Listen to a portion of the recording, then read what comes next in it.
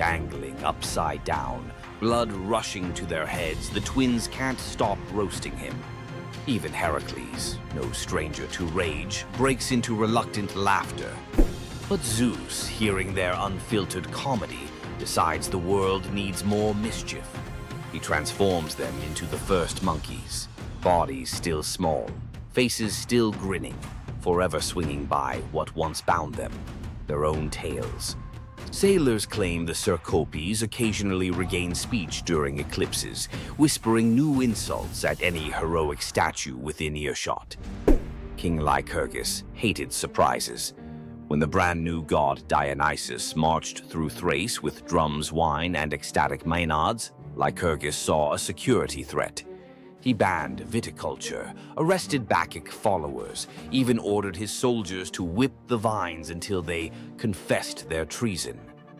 Dionysus escaped into sea foam, but vengeance fermented quietly. First, the king's barley crops twisted into miniature grape clusters. Then, every cup in the palace turned to wine, no matter what was poured. Finally, Lycurgus woke screaming.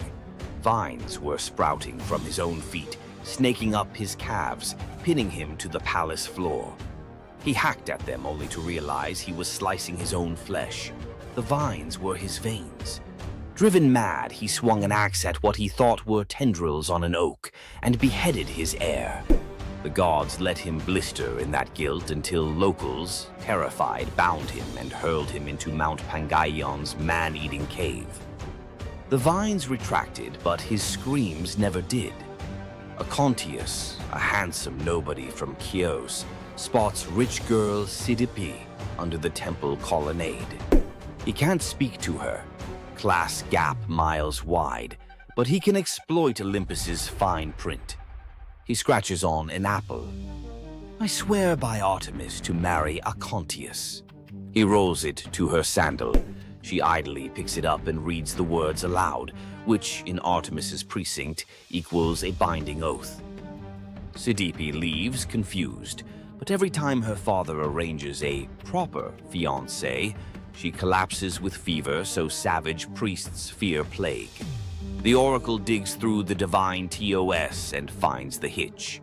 She's already sworn. When Cydippe finally weds Acontius, the fevers vanish. Artemis shows up, not angry but amused, honoring the couple with everlasting fidelity in exchange for the clever tribute. Moral: speak casually under a goddess's roof and the contract is in ink you can't see. Long before the Trojan War, the island had no king, only scattered fishermen and goats. Then a stranger arrived, Cycreus, towering, scarred, carrying a bronze spear notched with unknown runes. He spoke little, ate alone, but worked miracles. He dug cisterns where springs burst overnight, charmed a wild stallion into kneeling, and once, locals swear, stood barefoot in a ring of fire to prove courage to the storm god. By year's end, the islanders begged him to rule. They didn't know he walked with a secret. He dreamt every night of fire-scaled dragons devouring his childhood village, and woke with soot under his nails, though no hearth burned nearby. Months after his coronation, goats began disappearing. Nets came up shredded as if bitten by iron teeth. One dusk, a shepherd stumbled into the agora, eyes wide, clutching a bronze scale the size of a dinner plate, edges smoking. He'd found it at the mouth of a cave where the mount met the sea. Cycreus said nothing, only studied the scale under torchlight. It matched the color of the runes on his sleeve. That night, villagers saw their king ride alone toward the cave. From cliffs, they watched the torchlight vanish into the maw. Minutes stretched into hours. Then, roaring deep enough to quake wine jars on kitchen shelves, flame burst from the cave mouth. Shadows of two giants, one man, one serpent, wrestled on the cave wall like monstrous puppet theater. At dawn, silence. Cycreus emerged, armor warped, spearhead glowing red. Behind him dragged the colossal corpse of a sea dragon, neck twisted, fangs snapped, eyes like boiled copper. The island erupted in praise. They crowned him with laurel and called him Draken Soter, Dragon's Savior. Yet some noticed his smile was hollow, as if slaying the beast had lanced a boil he secretly cherished. After the triumph feast, Cycreus changed. He paced battlements at midnight, muttering in a guttural tongue. His bathwater steamed black. Servants insisted the steam coiled like a serpent before dissolving. One harvest festival, a child accidentally spilled wine on his boots. Cycreus roared, eyes flashing ember orange, and the boy swore he saw scales ripple under the king's skin. Rumors spread. Had the battle fused man and monster? Or darker, had Cycreus never slain the dragon at all? Had he absorbed it? When storms flattened olive groves and fishermen found their nets burnt as though by underwater fire, the islanders panicked. They begged Eurystheus of Athens to intervene. The hero sailed with 50 hoplites, each carrying asbestos-soaked nets and mirrored shields to confuse reptilian eyes. But at the gate they met not a beast, only their king, bare-chested, spear discarded, arms raised. Cycreus confessed the dragon's fury had leaked into him. He'd battled it outside and now battled it within, losing ground each night. "Bind me or burn me," he said. Eurystheus chose mercy darker than execution, exile. He ferried Cycreus to Eleusis, gift-wrapping the cursed king for the goddess Demeter, whose own grief could understand corrupted power. Demeter accepted, appointing Cycreus as guardian of her holy processions, his inner fire now repurposed to ward off all lesser threats. As Cycreus's ship slipped away, islanders swore the shoreline hissed, not from waves, but from a dragon's whisper receding with its unwilling host. Salamis kept the dragon's bronze scales nailed above city gates for centuries, tarnished mirrors reminding every leader, "Conquer your monsters, yes, but never wear their skins." Power taken from terror carries terror's seed. When rage becomes crown, abdication may be salvation.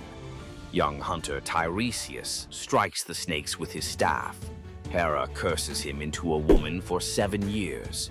He marries, bears children, learns the loom songs of grief men never hear.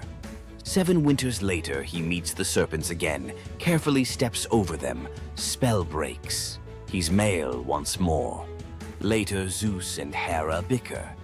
Who enjoys love more, man or woman? They drag Tiresias in as data point.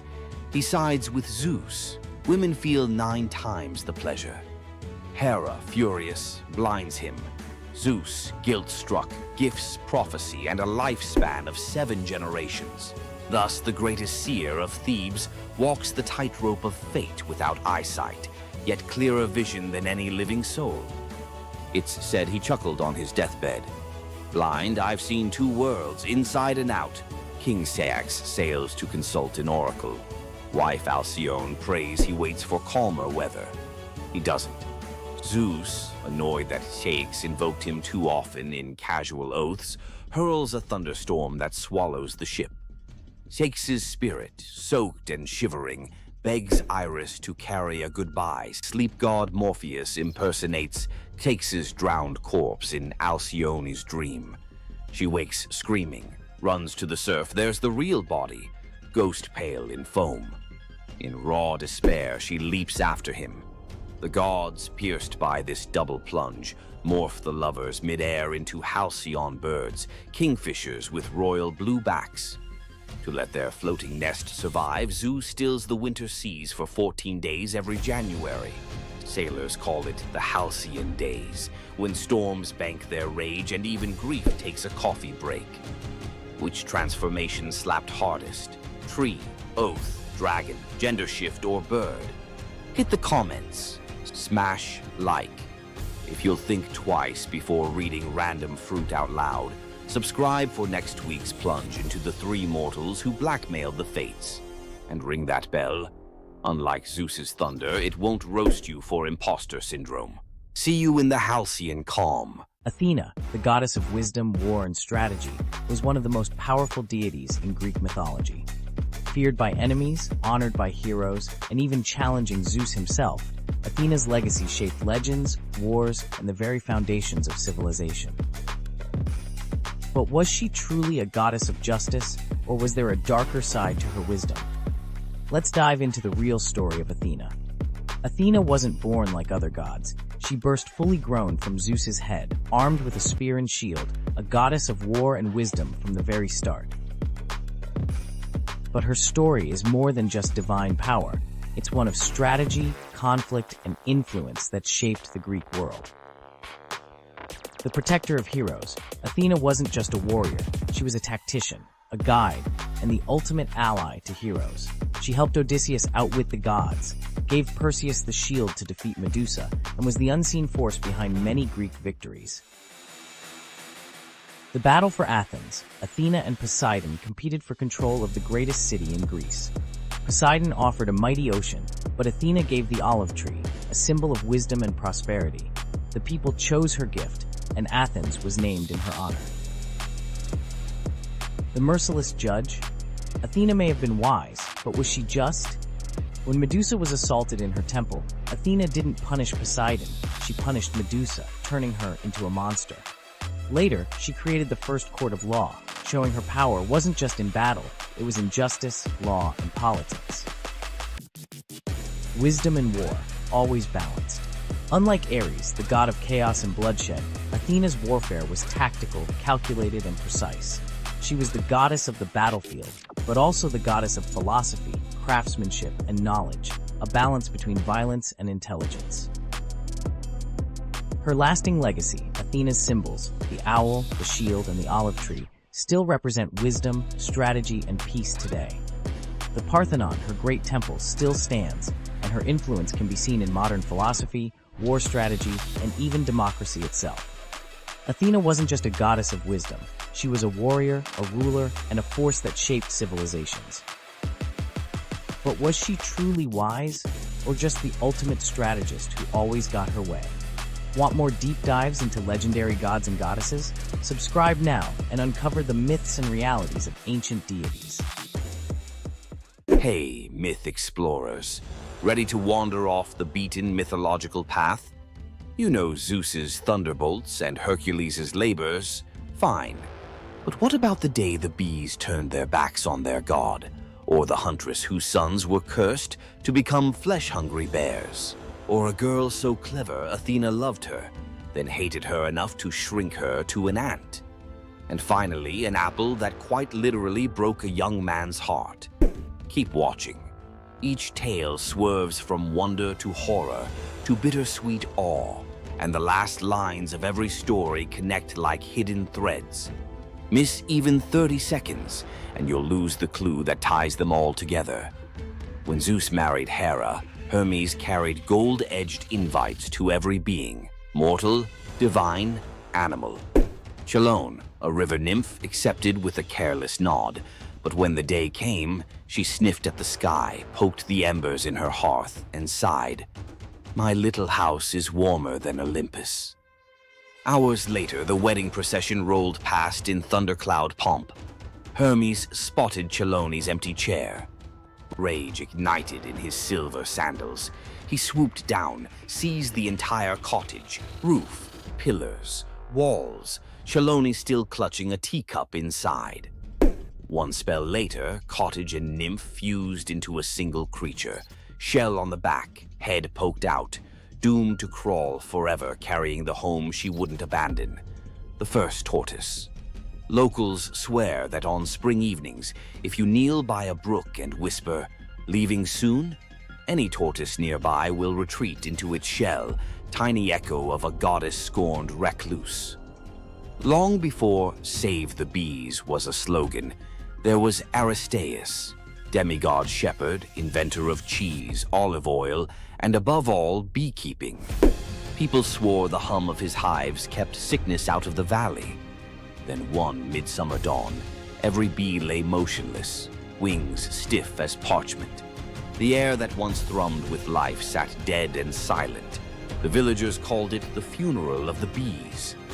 Desperate, Aristeus trekked through reeds to consult Proteus, the shape-shifting sea prophet. Proteus, half seal, half seer, spat seawater and hissed, "The nymphs of the meadows curse you for the part you played in Eurydice's death.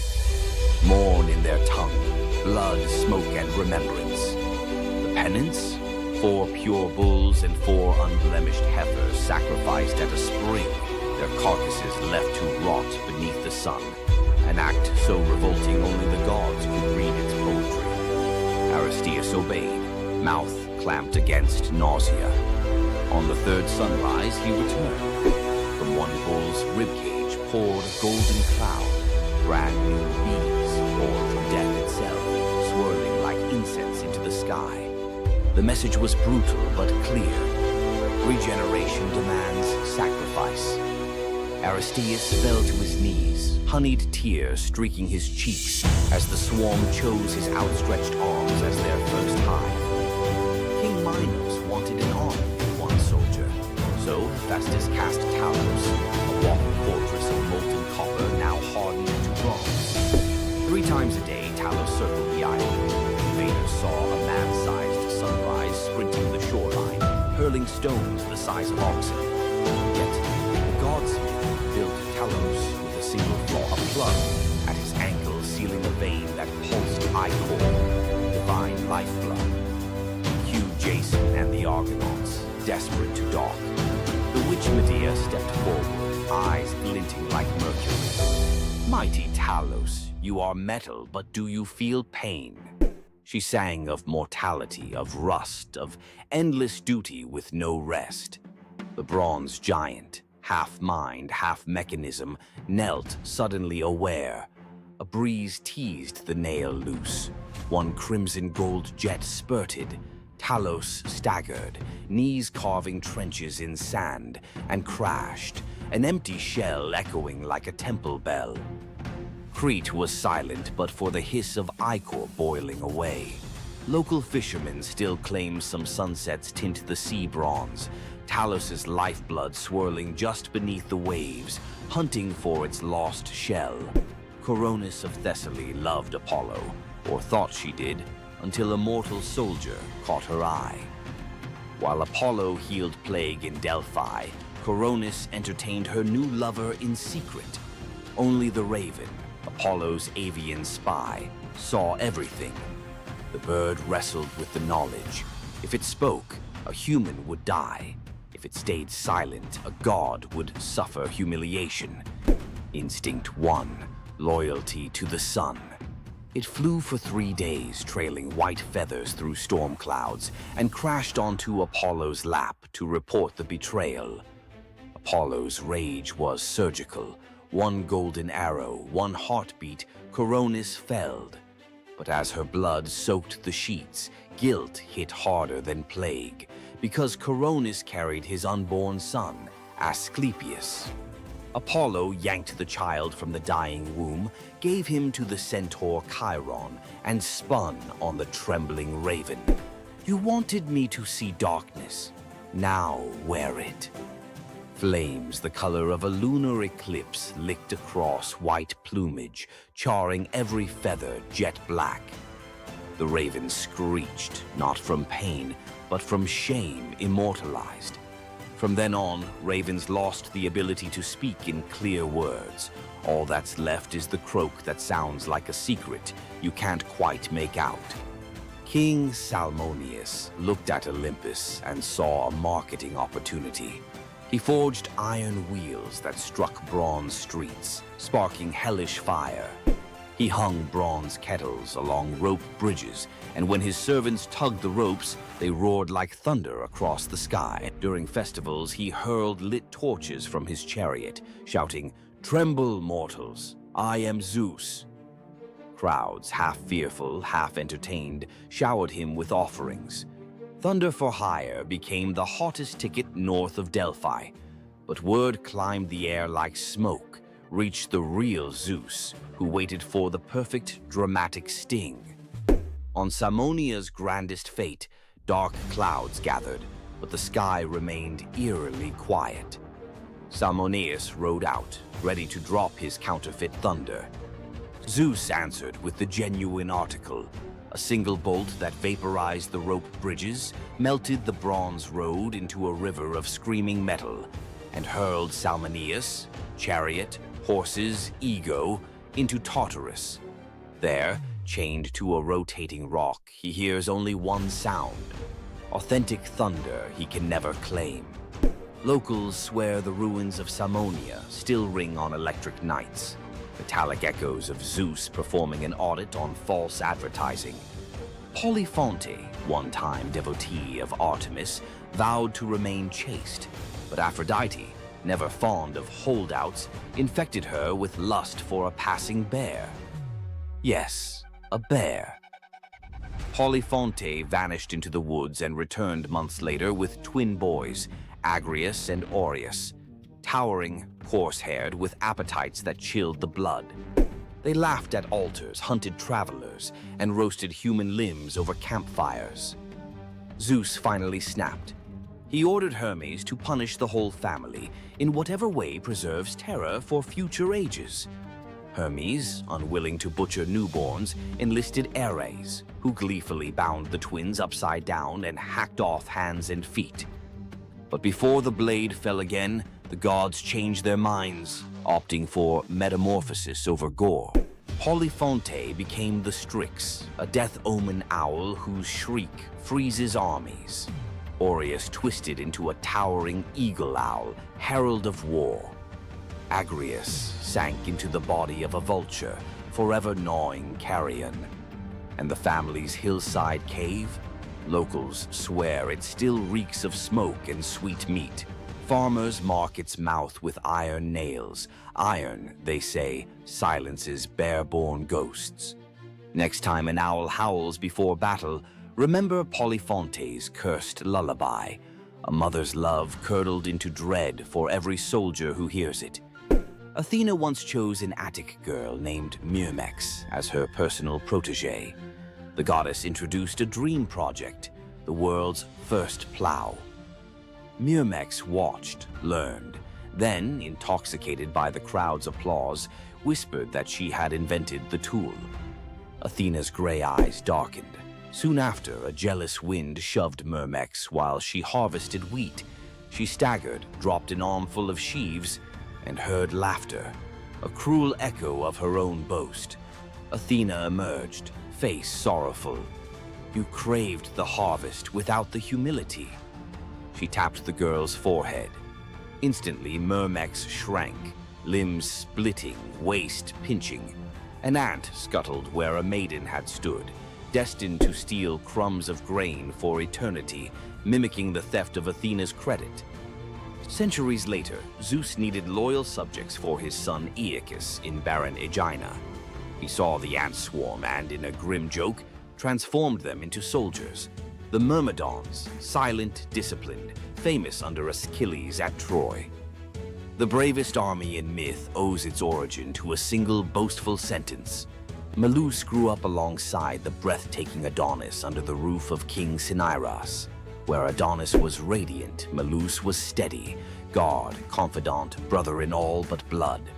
When a boar gored Adonis in Aphrodite's sacred grove, every flower dimmed, and Medusa felt his chest collapse inward. Days later, they brought Adonis's body home. Melas strung a rope from a pomegranate tree and hanged himself, grief carving deeper than any tusk. His wife Pelia followed.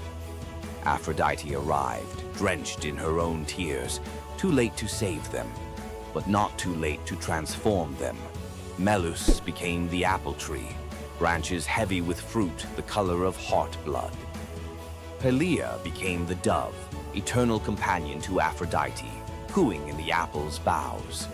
Their infant son, also named Melas, was spared and ordered to Delos to teach islanders the craft of shearing sheep. Ever since, Greeks call flocks mela in his honor. Legend says when an apple falls perfectly into a lover's open palm, Melas is granting a fragment of his devotion, a reminder that love can be both sweet and lethal. Every crunch echoes a heartbreak older than history. Careful who you offer an apple to. Aphrodite might just be listening. Which boundary breaker freaked you out most? Drop your vote below. Smash like if you'll think twice before faking thunder. Subscribe for Forgotten Monsters next week and ring the bell. Unlike Malinoe, notifications haunt only by day. See you in the echoes. Centaurs. Half man, half horse. Heroes or savages? Think you know the full story? Wait until you uncover the darker side of these iconic creatures. Watch till the end to discover what ancient myths don't tell you about the Centaurs. In Greek mythology, Centaurs were seen as both wild and noble beings. They were often depicted as powerful warriors, famous for their strength and skill in battle. But what if the truth behind them was far more sinister than anyone imagined? While some centaurs, like Chiron, were revered for their wisdom and kindness, many others were violent, uncontrollable creatures. These savage centaurs were known for their drunken brawls and uncontrollable rage. The most infamous event? The Battle of the Lapiths and Centaurs, where they fought against the Lapiths during a wedding feast, leading to a massacre of both men and women. Their brutal behavior was more than just a mythological tale. It symbolized the chaos that could occur when civilization collided with the wild, untamed forces of nature. But why did the Greeks depict centaurs this way? Was it a cautionary tale about the dangers of unchecked power and savagery, or a deeper reflection on humanity's struggle between reason and instinct? The darker truth behind the centaur myth might just hold the key to understanding the wild, primal side of ancient Greek culture. Centaurs are more than just mythical beasts. They represent the conflict within us all. If you're fascinated by the hidden truths of ancient myths, don't forget to subscribe for more dark stories from Greek mythology. Welcome back, lore hunters. Tonight I'm unwrapping some myths that slip through the cracks of pop culture, tales so rich you could live in them for weeks. Let the veils fall. Old Phaon hauled passengers between Lesbos and Asia Minor in a skiff patched more than a beggar's coat. One dusk he carried an aged woman for free when storms canceled the rich man's coin. She touched his wrist, her skin warmed like sunrise. That crone revealed herself as Aphrodite. Payment: an alabaster jar of rose-scented balm. Phaon rubbed a dab on his temples. Waves reflected a new face, jaw sharp, curls ink black. Word of the god-veined ferryman blitzed across isles. Queens queued for night voyages. Fame fed on humility until none was left. Phaon mocked old lovers, hiked his fares, painted his hull with gold leaf.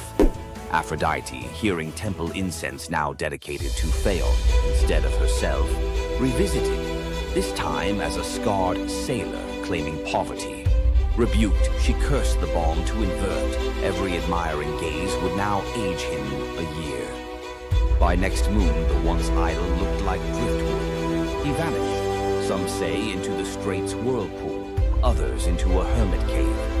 Poets still swear his ghostly skiff appears on starless nights. If you board, you arrive at dawn a decade older, pockets full of rose petals that rot before noon. Queen Althea of Calydon screamed through her labor as the hearth fire hissed.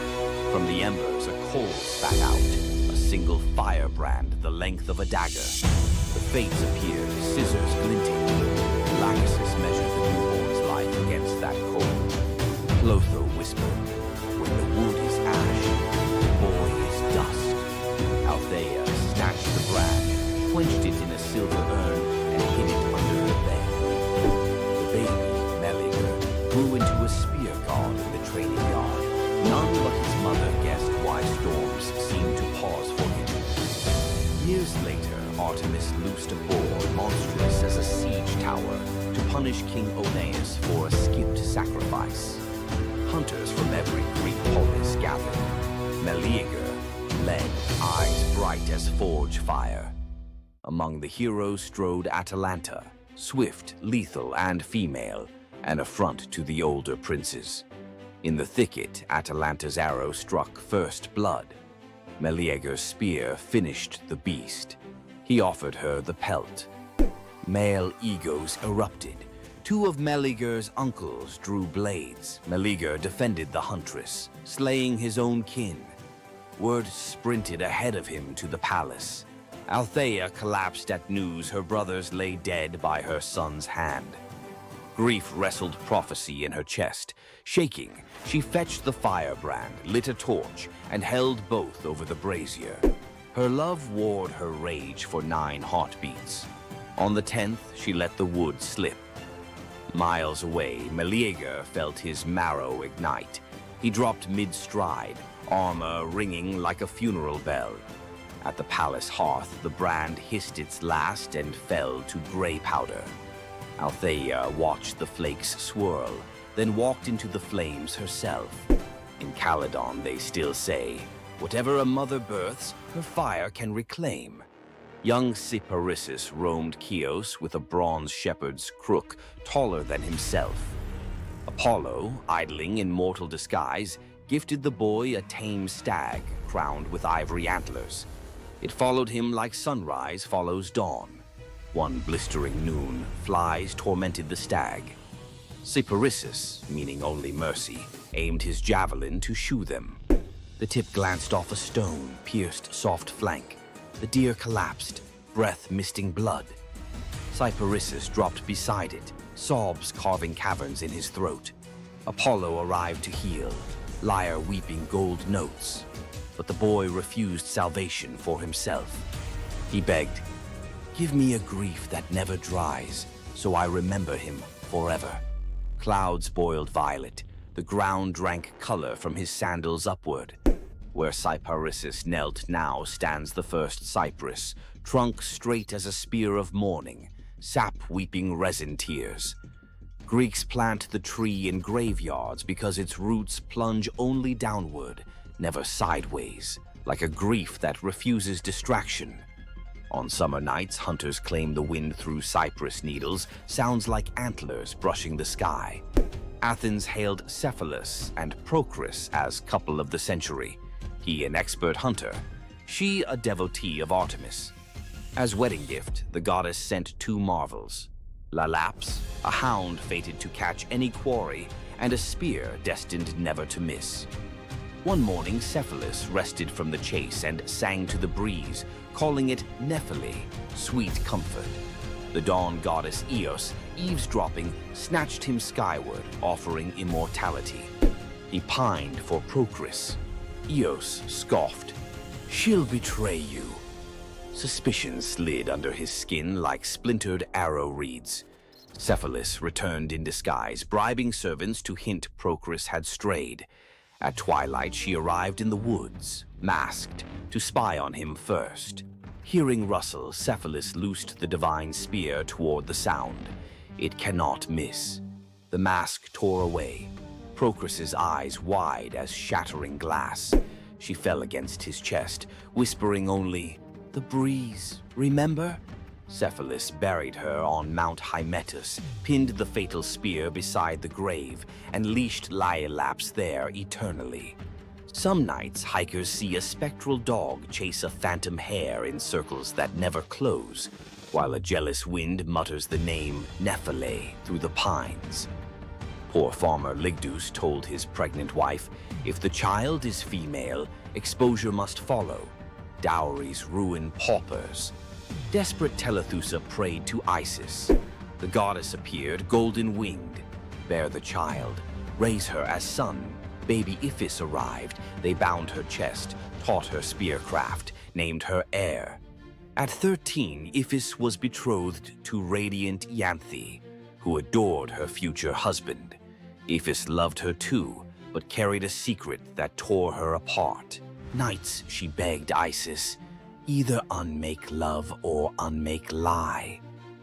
Eve of the wedding, Iphis roamed the temple till exhaustion.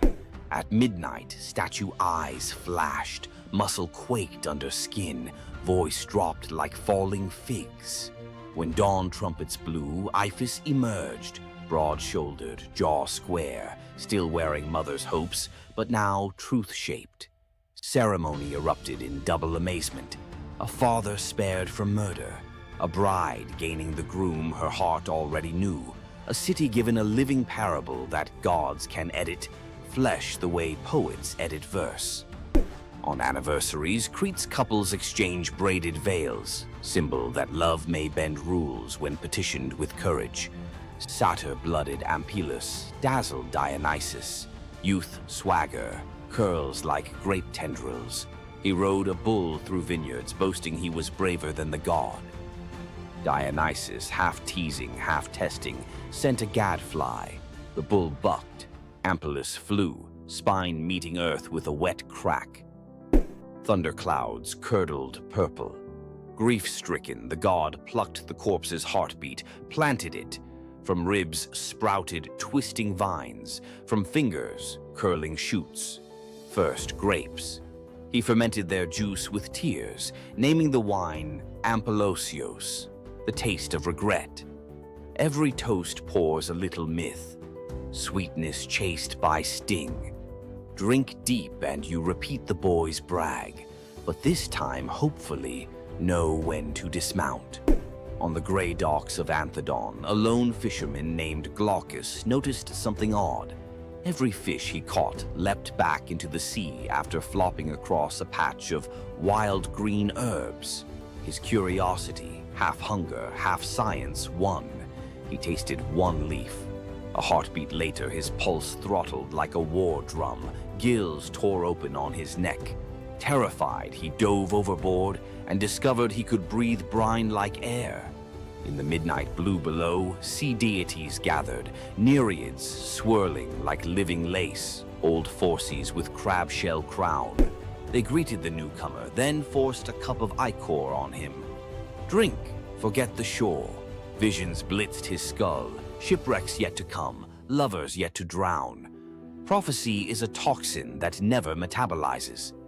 Glaucus tried to surface, to hug his aging mother, but every wave slapped him back. Barnacles crusted over his old rowing calluses. He practiced his new craft instead, whispering tides to sailors, trading secrets for offerings of bronze and bread that sank unreachable. Legend says if you stare into rough surf and hear your own name, it's Glaucus warning you to turn home. Ignore him, and you join his choir. Another voice lost to the deep. In Attica ruled Periphas, so just that subjects built temples to him, not Zeus. Offerings piled higher than to Olympus. Flattery sharpens divine talons. Thunderhead over the palace. As lightning coiled to strike, Apollo intervened. Spare the righteous, punish the praise. Zeus relented, halfway. Before the court's eyes, Periphas's flesh rippled into plumage, arms broadened into storm-breaker wings. His queen begged accompaniment, became an osprey. Throne room glittered with abandoned gold. Zeus decreed the new eagle his personal herald. Immortal, hungry for serpents of hubris. Every lightning flash, tradition holds Periphas scouts ahead, making sure no mortal altars bear the wrong name again. Arcadian huntress Callisto pledged lifelong virginity to Artemis. Oaths echo loudest in forest silence. Zeus, disguised as Artemis, tricked Callisto when her secret pregnancy showed. The real goddess burned with double fury, betrayed and impersonated.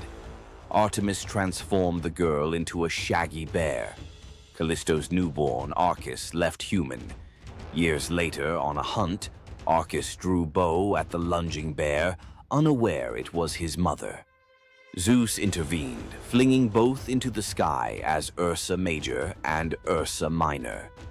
They circle Polaris forever, never touching, an eternal near miss engraved in stars. Notice how each story spins one spindle. Desire collides with destiny, and form shatters. Greek myth isn't merely about gods showing off, it's about limits, and the instant you cross them, reality melts and recools into shapes that remember the crime. Which of tonight's transformations branded you hardest? Firebrand, spear, cypress, rose curse, or braided veil? Write its name in the comments, but add one line. If this myth were my life lesson, I'd finish the sentence. Best confession gets read on next episode, immortal as any Greek hero. Slap that like if you felt the heat of Meleager's log or the sea spray of Phaon's oars. Subscribe and ring the bell so the algorithm threads your name into our next tapestry. Remember, stories are sparks. Hold them too lightly and they fade. Grip them too hard and they burn. Find your balance. See you in the weave. Hor, the thunder god, woke up to find his greatest nightmare had come true. Mjolnir, his mighty hammer that could level mountains and control lightning itself, was gone. Without it, the thunder god was powerless, vulnerable, and mocked. The weapon that defined his very identity as protector of Asgard had vanished without a trace. But what happened next would humiliate him more than any defeat in battle. To get his hammer back, Thor would have to do something that went against every fiber of his warrior identity. You won't believe the disguise he ends up in. It all began on what should have been an ordinary morning in Asgard. Picture Thor reaching for the leather grip that had been at his side for countless centuries, his fingers closing around nothing but empty air. The spot where Mjolnir should rest felt cold and wrong, like a missing tooth that your tongue keeps finding. Thor's morning routine, as predictable as sunrise over Asgard's golden halls, shattered in that single moment of realization. The hammer forged by dwarven masters, the weapon that could summon lightning and level mountains, had vanished without so much as a whisper of sound. The initial shock hit Thor like a physical blow. His hand remained suspended in space, still reaching for what wasn't there. Then panic crept in, cold and relentless. He let out a blood-curdling roar of sheer rage, the whole palace trembling. Without Mjolnir, he was powerless, vulnerable, and mocked, stripped of the weapon that made him Asgard's primary defender. The enemies that prowled the borders of the Nine Realms knew about his mighty hammer. They counted on Thor's strength to keep them at bay. Now that strength was gone. Word spread through Asgard's halls faster than wildfire. The other gods gathered in emergency council, their faces grave as they grasped the full scope of the crisis. Odin's ravens had brought no news. The watchmen at the gates had seen nothing. Mjolnir had simply disappeared, as if it had never existed at all. The assembled gods understood what Thor's loss meant for their realm. Asgard stood vulnerable, its greatest protector reduced to a shadow of his former self. Loki stepped forward through the crowd of worried gods, his familiar, cunning smile playing at the corners of his mouth. He offered to investigate the theft using his shape-shifting abilities, volunteering to venture where other gods could not go undetected. The council accepted his proposal immediately, desperate for any lead in their search. Thor watched his brother prepare for the mission, knowing that Loki's success or failure would determine his own fate. Loki first borrowed Freya's magic feathered coat, allowing him to fly in falcon form to Jotunheim without raising alarms. Each dead end pushed Thor deeper into desperation. He imagined facing his enemies defenseless, their laughter echoing as they realized the thunder god carried no thunder. The trail finally led to the most dangerous territory of all, Jotunheim, the realm of the giants. Loki strode into the council chamber with the confident gait of someone who had solved a mystery, but his expression carried an ominous weight. The giant Thrym, lord of the frost giants, had openly boasted about his theft from his massive throne of ice and stone. He had buried Mjolnir 8 leagues beneath the frozen earth of his realm, thrice deeper than any giant's hall, he claimed, placing it where even Thor's strength would be useless. Thrym had what he thought was a simple demand for the Norse gods. He wanted the beautiful goddess Freya as his bride in exchange for the hammer's return. The giant had fixated on her legendary beauty and grace, convinced that possessing both Mjolnir and the goddess of love would make him the most powerful being in all the 9 realms. His arrogance knew no bounds as he described his elaborate wedding plans to Loki, speaking of golden halls and feasts that would last for weeks. Thrym believed the gods had no choice but to accept his terms. When Loki spoke to the council about Thrym's demand, the council fell silent. Freya's reaction shattered the tense quiet that followed Loki's report, causing her rage to break the Brysinger necklace, its gems scattering across the floor in glittering fragments. She declared she would rather throw herself into the deepest ocean than marry the frost giant who dared make such a demand. The gods found themselves trapped in an impossible situation. They could sacrifice one of their most beloved goddesses to a giant's lust, or they could leave Thor permanently weakened and Asgard vulnerable to every enemy that prowled the borders. The council erupted in frantic debate.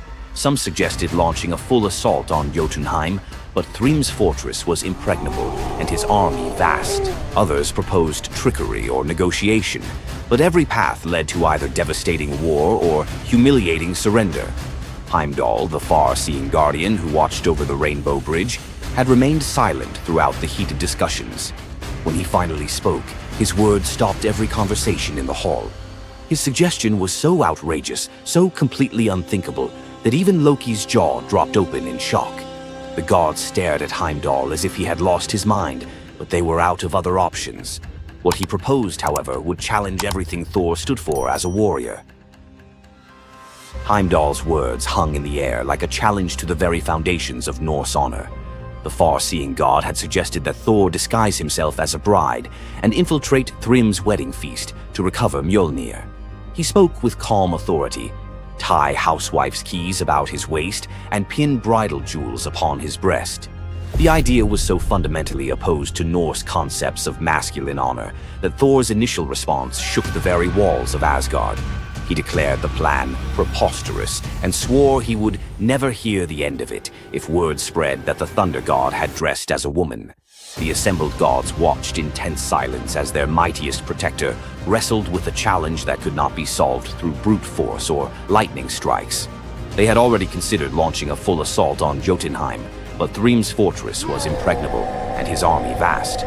No other choice remained. Thor paced the hall like a caged wolf, his massive fists clenched as he grappled with the impossible choice between his warrior's pride and his duty to protect Asgard. Every instinct in his body rebelled against the idea of abandoning his identity as a fearsome warrior to play the role of a delicate bride. Loki stepped forward with barely contained excitement, volunteering to accompany Thor as his maidservant. The trickster god's eagerness to participate in this elaborate deception revealed his true nature. While Thor struggled with the concept, Loki was already plotting the specifics of costumes, mannerisms, and the lies they would need to maintain throughout their dangerous mission. The transformation began with layers of bridal linen draped over Thor's massive frame. Servants brought forth delicate jewelry, housewife's keys that symbolized domestic authority, and a dainty hood for his head. Finally came the precious necklace of Brysinger.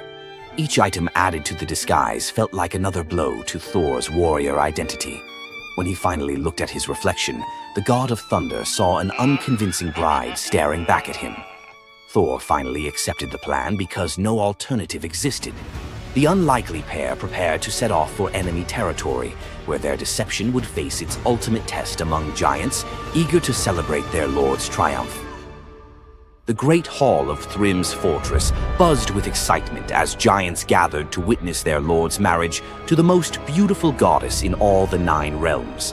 Thor sat at the high table in his bridal disguise, surrounded by massive frost giants who raised their drinking horns in celebration. The feast spread before them displayed the giants' wealth and power. Roasted oxen filled enormous platters, fresh salmon gleamed on silver dishes, and barrels of mead stood ready to fuel the night's festivities. Thor's legendary appetite struck like a thunderbolt. He polished off an ox and ate whole salmon in moments, tearing through the meat as if he hadn't eaten in weeks. 3 measures of mead vanished as quickly as if someone had poured them into a bottomless pit. The assembled giants watched in stunned silence as the delicate bride consumed more food than most warriors could handle. Thrym's eyes narrowed with growing suspicion. This goddess ate like a battle-hardened warrior, returning from a long campaign, not like the refined Freya he expected to marry. Loki stepped forward with the smooth confidence of a master storyteller. He spun a tale about Freya's 8-day fast in eager anticipation of reaching Jotunheim and marrying the mighty Thrym. The explanation painted a picture of a lovesick goddess, so excited about her wedding that she had refused all food during her journey. The giants nodded in understanding, their suspicions melting away as they accepted this romantic explanation. Thrym felt honored by such devotion and relaxed completely, his doubts vanishing. Beneath his bridal veil, Thor's rage simmered like molten metal ready to explode. Every moment at the feast brought new challenges as he struggled to maintain feminine mannerisms while surrounded by his enemies. His massive hands shook with barely controlled fury as he watched the giants celebrate what they believed was their victory over Asgard. The critical moment finally arrived. Thrym commanded his servants to bring Mjolnir forth, the very moment Thor had trained his eyes on since dawn. The servants placed the legendary weapon before the disguised bride as part of the traditional ceremony. Thor's fingers closed around Mjolnir's familiar handle, and lightning immediately crackled through the hall. He ripped away his bridal veil and roared his true identity to the shocked giants. Thrym's eyes widened in terror as he realized the bride he had been celebrating was actually the god of thunder himself. Thor swung Mjolnir, killing Thrym instantly after crushing his skull with Mjolnir, then turned on the assembled giants, and even the pleading giantess met Mjolnir's crack before the hall fell silent. The theft that had begun with arrogance ended in complete destruction. This tale reveals how even the mightiest heroes must sometimes sacrifice their pride to protect what matters most. Back in Asgard, the Aesir never spoke of the bearded bride again, though a few still hide a smirk when Thor raises Mjolnir. And we end this story with a very valuable lesson. Never steal Thor's hammer. And if you're going to, don't make him dress like a woman.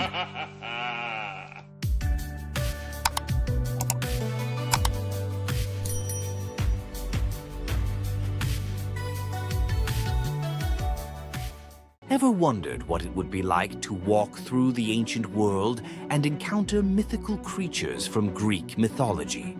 Get ready to meet the beasts that shaped legends. In Greek mythology, creatures were more than just beasts. They were symbols of the forces of nature, God's will, and humanity's struggle with the unknown. From the terrifying Minotaur lurking in the labyrinth to the mesmerizing sirens luring sailors to their doom, these creatures were as captivating as they were dangerous. The mighty Hydra, with its multiple heads that regrew each time they were cut off, was a symbol of unstoppable power. The Cerberus, the three-headed dog guarding the gates of the underworld, represented the barrier between life and death. But not all mythical creatures were monsters. The graceful Pegasus, a winged horse born from the blood of Medusa, symbolizes freedom and the pursuit of the heavens. These creatures still live on in our stories, haunting the shadows of ancient Greece and whispering through the winds of time. Which Greek mythological creature fascinates you the most? Share your thoughts and don't forget to subscribe for more legendary tales from Greek mythology. You thought fairy tales were magical. Think again. The real origins of these classic tales are disturbing, gruesome, and filled with horror. Many of these stories have been sanitized for modern audiences, but their original versions were filled with betrayal, curses, and brutal consequences. From Pinocchio's horrifying fate to the true story of Bluebeard, let's dive into the darker side of fairy tales that history tried to erase. Fairy tales weren't always about happily ever after. Many of them were cautionary tales, warning of real dangers, human cruelty, and supernatural horrors. One, the original Pinocchio, a gruesome fate. Before Disney made him a lovable puppet, Carlo Collodi's original Pinocchio was a terrifying little troublemaker. Instead of learning his lesson, he was hanged from a tree by a group of bandits, left to suffocate as a punishment for his misdeeds. 2. Bluebeard, the serial killer's tale. Bluebeard was not a misunderstood nobleman. He was a full-blown serial killer. In Charles Perrault's version, Bluebeard marries multiple women and forbids them from entering one locked room. When his latest wife disobeys, she discovers the corpses of his past wives hanging from hooks. He nearly kills her too, but she's saved at the last second by her brothers. Some believe this gruesome tale was inspired by real-life figures like Gilles de Rais, a nobleman convicted of horrific crimes. 3. The Pied Piper, a tale of mass disappearance. The Pied Piper of Hamelin was not just about a man who played music to lead away rats, he also took the children. In some versions, the town refuses to pay him for his services, so he takes revenge by luring all of their children into a cave, where they are never seen again. Historians believe this could be based on a real event, where an entire group of children from Hamelin mysteriously vanished in the Middle Ages. 4. Rumpelstiltskin, a vengeful trickster.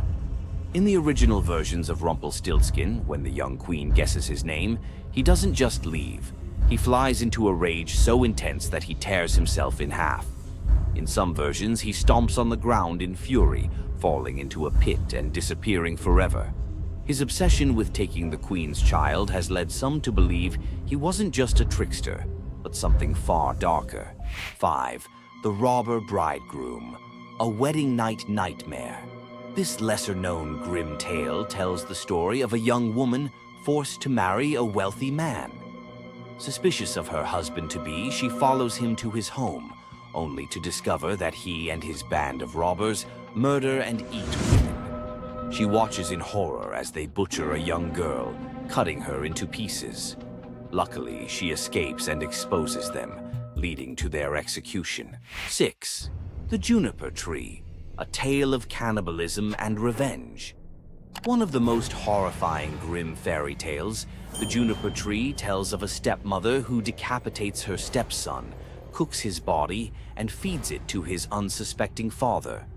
The boy's sister buries his bones under a juniper tree, and from the tree the boy returns as a vengeful spirit, transforming into a bird and dropping a millstone on his stepmother, crushing her to death.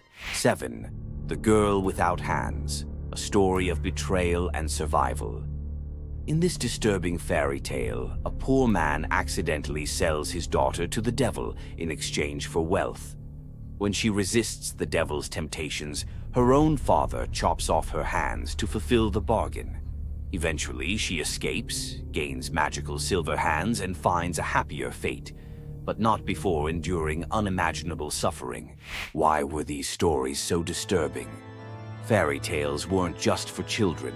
They were warnings, morality lessons, and sometimes outright horror stories meant to instill fear and obedience. Over time, many of them were altered, softened, or rewritten to make them more acceptable. Which of these dark fairy tales shocked you the most? Want to uncover more forgotten stories and chilling legends? Subscribe now and dive into the forgotten history of fairy tales. You've heard of a goddess whose beauty was unmatched. But what if I told you that her beauty wasn't what it seemed? In fact, her allure led to some of the darkest consequences in ancient myth. This goddess, adored by many, held the power to captivate anyone with a mere glance. She was so beautiful that her charm could sway the gods, kings, and mortals alike. But this beauty came with a deadly price. The goddess we're talking about is none other than Aphrodite, the Greek goddess of love and beauty.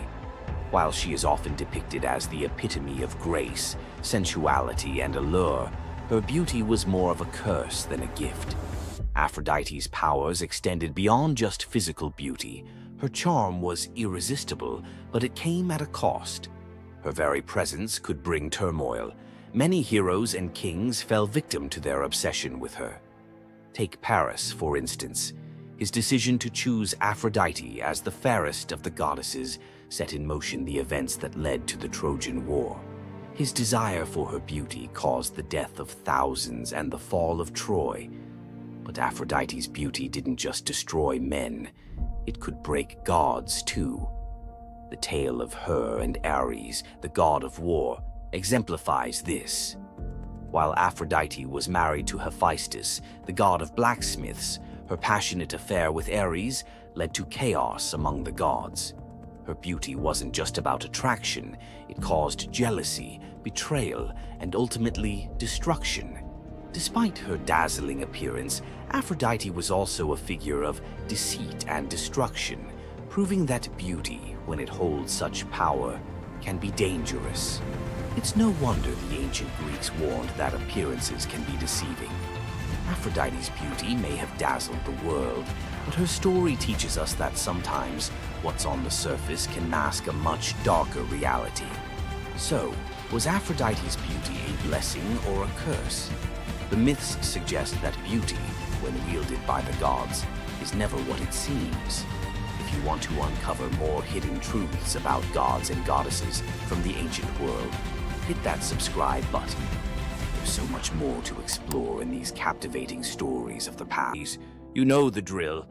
Tonight we flip the script. Some little-known tales where wit, nerve, or kindness earn outright miracles. Glass number 1 holds a bronze serpent coiled around a sprig of green, and a boy who literally came back sweeter than honey. Knossos in Midsummer smells of rosemary, sea salt, and beeswax. While the court argued harvest taxes, young Glaucus chased a bright blue lizard past the kitchens through a corridor stacked with amphorae of fermenting honey, and, because small boys fit where gods do not, straight down a ladder into the palace cellars. Down there, the air was syrup thick. Glaucus peered into a half-open jar, hoping to see the lizard's tail. One wobble, a slip, a splash. The honey swallowed his cry, sealed itself like amber, and the cellar went still except for the slow fizz of wild yeast. When the nurse discovered an empty playroom, Minos promised royal exiles, or worse, to anyone who failed to find his heir. Search parties raked the island. An oracle finally muttered, "He is where sweetness turns to gold, and the color-changing calf is the compass." Everyone stared blankly, except one messenger who remembered a traveling seer rumored to solve riddles the way bards solve rhyme schemes. Polyidus arrived soaked in salt spray and sarcasm.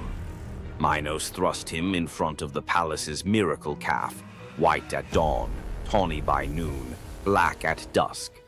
The king demanded an explanation, and his son before sundown. The seer stroked his beard, watched the calf cycle its living palette, and smiled. "The answer is not the hide, but the eyes," he mused. At dawn, the calf watched the white sun. At noon, bronze. At dusk, onyx night. It mirrored what it beheld. So must the prince. "He is hidden where color vanishes," Polyidus concluded, and descended alone into the wine-dark storerooms. Lantern raised, he located the honey amphora, whose surface held no reflections, only silence. He cracked the seal, found Glaucus suspended in golden stillness, lips blue, limbs floating like reeds in amber. When guards hauled boy and jar to the throne room, Minos' relief curdled into fury. "Resurrect him," he ordered, "or you will keep him company." The seer and the honey coffin were locked inside a stone vault. Bar grinded shut. Torches flickered out. The only light came from honey's inner glow. Polyidus knelt, mind racing through every charm he knew. None could reverse 2 hours without breath. A soft hiss cut the darkness. A serpent, scales gold as harvest wheat, slipped under the door. Polyidus, fearing venom, crushed it with a wine jug. Silence returned, briefly. A second serpent slid beside its fallen mate, circled the bottom, vanished into a crack, and re-emerged, clutching a sprig of leaves that glimmered in emerald fire. Pressed the herb to the dead serpent's mouth. In a shiver of sinew, the creature revived. The pair slithered away, leaving the leaf behind like a lesson. Polyidus' pulse hammered. He ground the glowing plant between stone shards, smeared the paste across Glaucus' cold lips, and half praying to gods who seldom pick up, waited. A heartbeat. 2. Then the boy coughed, honey and air and the shriek of returning life. He sat up wide-eyed, asking if lunch was ready. The vault erupted in shouts. Guards dragged them to Minos, whose relief eclipsed his threats. "Teach the child your art," the king commanded, "and you may leave Crete with both eyes intact." For 30 days, Polyidus tutored Glaucus. reading omens in bird flight, divining storms by the smell of stone, decoding dreams as if they were parchment. Each lesson the seer delivered with growing dread, Minos could weaponize prophecy. On the final morning, he presented Glaucus with a cup of wine to seal memory. The boy drank. Polyidus leaned close, whispered a single word, and the wine turned bitter. Glaucus spat it back onto Polyidus's lips. That was the spell. Every technique, every cosmic shortcut drained from the boy's mind like sand through a broken hourglass. He would live healthy, happy, but ordinary. The gift stayed locked in Polyidus's own skull. The seer departed at sunset, pockets empty except for a few stray violet leaves, the serpent herb. Some say he planted them across the Aegean. Others insist he fed them to bees, breeding honey that glows faintly green when moonlight is thin. In mountain apiaries of rural Greece, beekeepers still search for Glaucus honey, said to cure a stopped heart if administered within 3 breaths. And every cellar apprentice learns, keep lids tight, keep ladders chained, and keep an eye out for serpents. Sometimes they carry medicines gods never meant us to find. Nymph Princess Cyrene tackles a lion preying on her father's cattle. Apollo, stalking inspiration, watches her wrestling the beast bare-handed and thinks, forget liars, that's poetry. He swoops not with roses but a gold chariot pulled by griffins. Rule a land of your own, he says, pointing across the Mediterranean. Cyrene's answer, give me a bowstring and some good soil. She rides shotgun all the way to Libya. On sun-drenched highlands, she spears the ground. Fresh springs burst. The place becomes Cyrene, namesake queen founder. Apollo immortalizes her as a long-lived nymph. Their sons include Aristaeus, future bee guru, and Eadmon, Argonaut prophet. Centuries later, Cyrenean olive oil sells for triple price in Athens. Bottles carry a tiny embossed lion, reminder that one headlock can echo into a civilization. Morning of his birth, infant Hermes crawls out of cradle, spies a tortoise, hollows the shell, strings cowgut. Voila, the first lyre. Same afternoon, he rustles 50 of Apollo's divine cattle, walking them backward to confuse hoofprints. Apollo tracks the tune of an unfamiliar instrument to a cave and catches, not a rustler, a giggling baby. Hermes begins to play. The melody melts Apollo's fury like wax. The sun god trades the entire herd plus the golden staff of herdsmen for the lyre. Contract signed before Hermes can crawl again. Apollo becomes patron of music. Hermes gains official portfolio of travelers, traders, and, ironically, thieves. Every time a guitarist hands a riff to a bandmate for mutual gain, they reenact that cave-side barter. Enslaved courtesan Rhodopis toils in a Nile Delta villa. Her only treasure, a rose-hued slipper dating to her free childhood. She washes linens in the river, humming Ionian lullabies. While drying on the bank, one slipper is whisked by a sacred falcon, messenger of Horus, who drops it into Pharaoh Psamatechus's lap during court. Kings love omens. He declares he will marry the owner. Decree echoes across gnomes. Every woman must try the slipper. Noble women sulk. The shoe fits none until desert winds guide inspectors to Rhodopis scrubbing floors. The leather hugs her heel like destiny. Pharaoh weds the astonished Greek. At festivals, Rhodopis releases doves in thanks, tying our dove myth into hers, while storytellers across the Mediterranean seed the earliest Cinderella variant. Tyrrhenian pirates spy a pretty youth on an island. Clueless, it's Dionysus in vacation mode. They abduct him, plotting ransom. Helmsman Acoetes senses trouble but is overruled. Ropes fall off as ivy coils up masts. Sweet wine floods planks. Panthers materialize, purring menace. Pirates jump ship in panic. Instead of vengeance, Dionysus transforms them into dolphins so they can atone by guiding sailors. Acoetes receives priesthood and a lifetime ticket to every Bacchic festival. Mediterranean fishermen still toss libations overboard for the merry sailors, believing every dolphin escort is a pirate making cosmic amends. On a Boeotian hillside, twin princes Amphion and Zethus debate destiny. Zethus flexes farm boy muscle, shouting, "Stone walls rise by calloused hands." Amphion replies by tuning a 7-string lyre, a gift Apollo slipped into his cradle. They inherit a dream, rebuild ruined Thebes. Zethus drives oxen and hefts limestone, but progress is glacial. At sundown, Amphion plucks a chord so pure nightingales freeze mid-song. Blocks quiver, lift and float into place. Each note a crane, each chord a pulley. Workers drop their levers and just watch. The wall grows faster than dawn's shadow. Jealous masons challenge him to raise the Cyclopean gate alone. Amphion smiles, strums a rugged minor scale. Boulders lumber across the valley like obedient elephants. Zethus, not to be outdone, times hammer blows to his brother's rhythm. For one glorious hour, hard labor becomes rock ballet.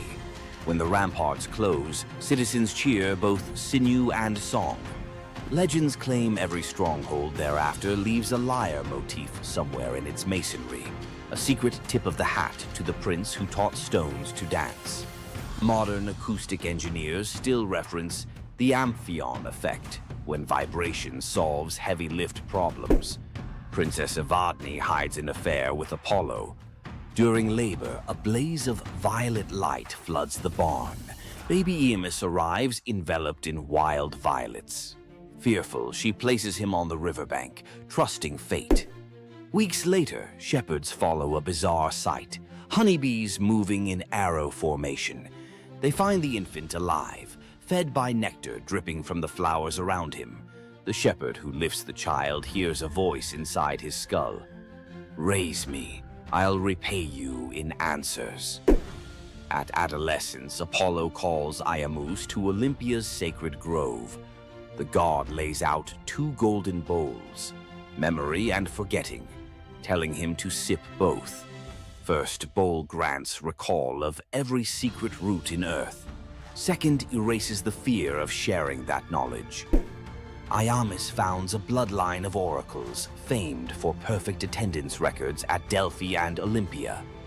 Even today, locals say a self-sown violet patch near the Alpheus River blooms out of season before big sporting events, Apollo's subtle wink that a prophecy ticket is about to drop. Young healer Melampus saves 2 baby snakes from a plow blade. Nights later, they slither onto his pillow and lick his ears with herbal-coated tongues. He bolts upright to a cacophony that suddenly makes sense. Sparrows gossip, ants debate tunnel routes, sheep rehearse lullabies. King Protus's daughters are struck with goat hallucinations, stampeding through Argos. Melampus eavesdrops on an oak tree, chuckling with a raven. A draught of hellebore in river foam will still their frenzy. He brews it. 1 sip and royal sanity snaps back. Kingdom cheers. Fee time. Melampus wants 1/3 of the realm.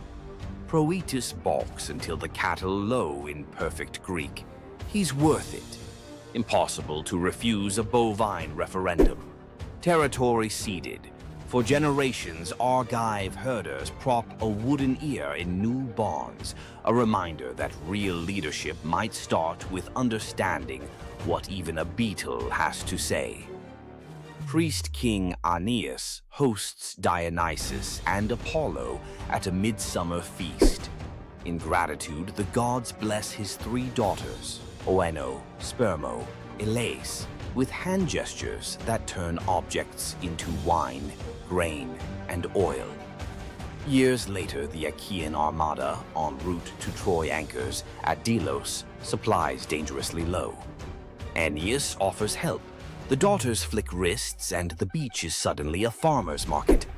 Agamemnon plots to kidnap the miracle caterers for a 10-year war buffet. Dionysus intervenes. With a grape leaf touch, he turns the sisters into doves, free to fly anywhere. Grain, oil, and wine are prayers waiting to be answered. Delian festivals still release 3 white doves at dawn over picnic blankets. Fishermen swear the birds guide them to shoals fat with fish. Proof generosity multiplies even after airborne retirement. If you felt the buzz of bees and the rattle in the dark, hit like, subscribe for more long-form myth dives, and ring the bell so the next chapter arrives before the honey seals shut. Ask most people about Greek myth and you get 12 labors, a Gorgon's haircut, or a fire thief nailed to a cliff. Tonight we leave the doom scroll and open the side door. Some lesser-known legends where the gods give instead of take. Or something you love. Silence the group chat, because each tale rolls out in 4 acts, exactly like a Netflix mini-EP. First jar on the left, a polished grain of barley the size of a thumbnail. Let's pry it open. Eleusis, dusk. Fields are dust. Demeter still mourns Persephone. Villagers starve, except Triptolemus, teen son of King Celeus, who offers the goddess barley porridge cooked from his final handful of grain. Moved, Demeter turns her grief to gratitude and hands him a leather pouch of enchanted seed. Demeter's next gift is wilder, a bronze chariot yoked to 2 serpents the size of river dolphins. They hiss, but obey her touch. Fly, she tells Triptolemus, and sow the earth. He launches like steam from a kettle, dragons beating emerald wings over seas and mountains, seed flitting from his fist, taking root the instant it kisses dirt. Triptolemus lands in Scythia, demonstrates plowing, and shares bread hotter than sunrise. Their ruler Lincus smiles, then creeps into the guest hut with a dagger, planning to steal credit. Demeter's serpents coil awake, eyes phosphorescent. Steel meets scale. The goddess materializes and, with a snap, turns Lincus into the first lynx, forever stalking fields he can never harvest. Triptolemus lifts off again, safer and wiser. Dragons spiraling like living irrigation lines. Everywhere wheat sprouts, famine folds, and villages invent words for thank you. When he finally parks the chariot in Eleusis, Demeter names him patron of farmers and slots a constellation, the sower, above the autumn sky. Rural Greeks still claim that seeing twin shooting stars at harvest means Triptolemus's dragons are checking yields. In Achaean ripes, stonemason Mycilus woke 3 nights running to the same dream. Hercules, lion skin reeking of cedar smoke, beckoned him across the sea to the pebble-dappled waters of Asar. Leaving one's birthplace was illegal, but divine persistence outweighs city ordinances. Neighbors dragged him before the civic tribunal. Verdicts were cast with white, acquit, and black, condemn, pebbles dropped into an urn. Mycilus prayed under his breath. As judges emptied the urn, every stone, white and black alike, shone snow white. Gasps. No law forbade miracle loopholes, so the council shrugged and released their suddenly blameless defendant. Mycilus sailed west. At Italy's heel, he found the river Asar flashing with pale cobbles, exact match to his dream. He also found an old burial mound dedicated to a local hero named Croton, once hospitable to Hercules himself. Prophecy clicked like a lock. He founded Croton on that spot, planting the first stone in the new city wall with his own calloused hands. 2 generations later, Croton would dominate Magna Graecia in athletics and medicine, home of Milo the wrestler and Pythagoras' school. Locals still tell tourists to pocket a white pebble for courage, Hercules' ancient thumbs up. On Crete, baby Zeus hides from Cronus inside the Idaean cave. A gentle goat, Amalthea, nurses him with milk so sweet it smells of thyme. Curate's warriors clash shields outside to drown infant cries.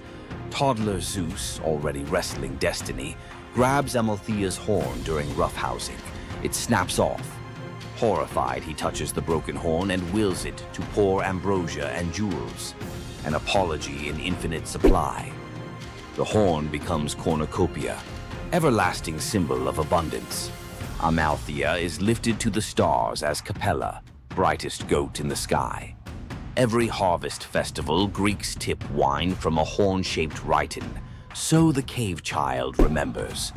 The practice survives today in the very shape of Thanksgiving centerpieces, because one young god learned that breaking something you love can birth generosity that never runs dry. Argos prepares a grand procession to Hera's temple 6 miles away. Oxen assigned to pull the gilded cart of priestess Sidip, aka Mol or Awol. Her sons, athletes Cleobis and Biton, lock eyes and shrug. Where are the oxen today? They yoke themselves, veins corded, and drag the 2-ton cart under Mediterranean noon. Crowds scatter petals, sweat rains on marble road. At the temple steps, mother dismounts, trembling with pride. Sidippe prays, "Great Hera, grant my sons the best blessing a mortal can have." After sacrifice and feast, the exhausted brothers fall asleep in the sacred hall, smiles still ghosting their faces. They never wake. Peaceful exit at peak glory, Hera's idea of the highest gift. Argives commission life-size statues at Delphi, muscles forever flexed. Travelers note the serenity on stone brows, testament that sometimes a swift, dignified curtain call outranks long, ragged applause. Young Taurus, demigod son of Poseidon, pilots a skiff scouting for new colonies. The storm detaches rudder from reality. Mast snaps like uncooked spaghetti. Waves swallow everything but Taurus clinging to driftwood. Poseidon, scanning seafloor currents, flicks his trident. A dolphin larger than a rowboat rockets upward, scoops Taras, and planes across the wine-dark sea like a living surfboard. At dawn, the dolphin deposits him on Italy's sunlit heel. Taras climbs a bluff, sees fertile plains ribboned by a gentle river. He plants Poseidon's miniature bronze trident in the sand and declares a new polis. The colony, Tarentum, today's Taranto, mints coins of a boy riding a dolphin, trident aloft. Local fishermen still carve tiny dolphins on prows, tribute to the uncanny GPS system that once delivered a founder to the perfect harbor. Aphrodite and winged son Eros picnicked amid spring anemones, boasting who could gather the loveliest bouquet. With wings, Eros predictably stuffed his basket first. Enter Peristera, a mortal handmaid collecting herbs nearby. Seeing Aphrodite's crestfallen smile, she wordlessly tipped her own armful of blooms into the goddess's basket. Eros protested, "Rules breach." Aphrodite just laughed, victory fragrant in her arms. Jealousy and Cupid's arrows share barbs. Eros flicked one tiny dart and poof, Peristera shrank into downy white feathers. Aphrodite scooped up the bewildered bird, whispering apologies and protection.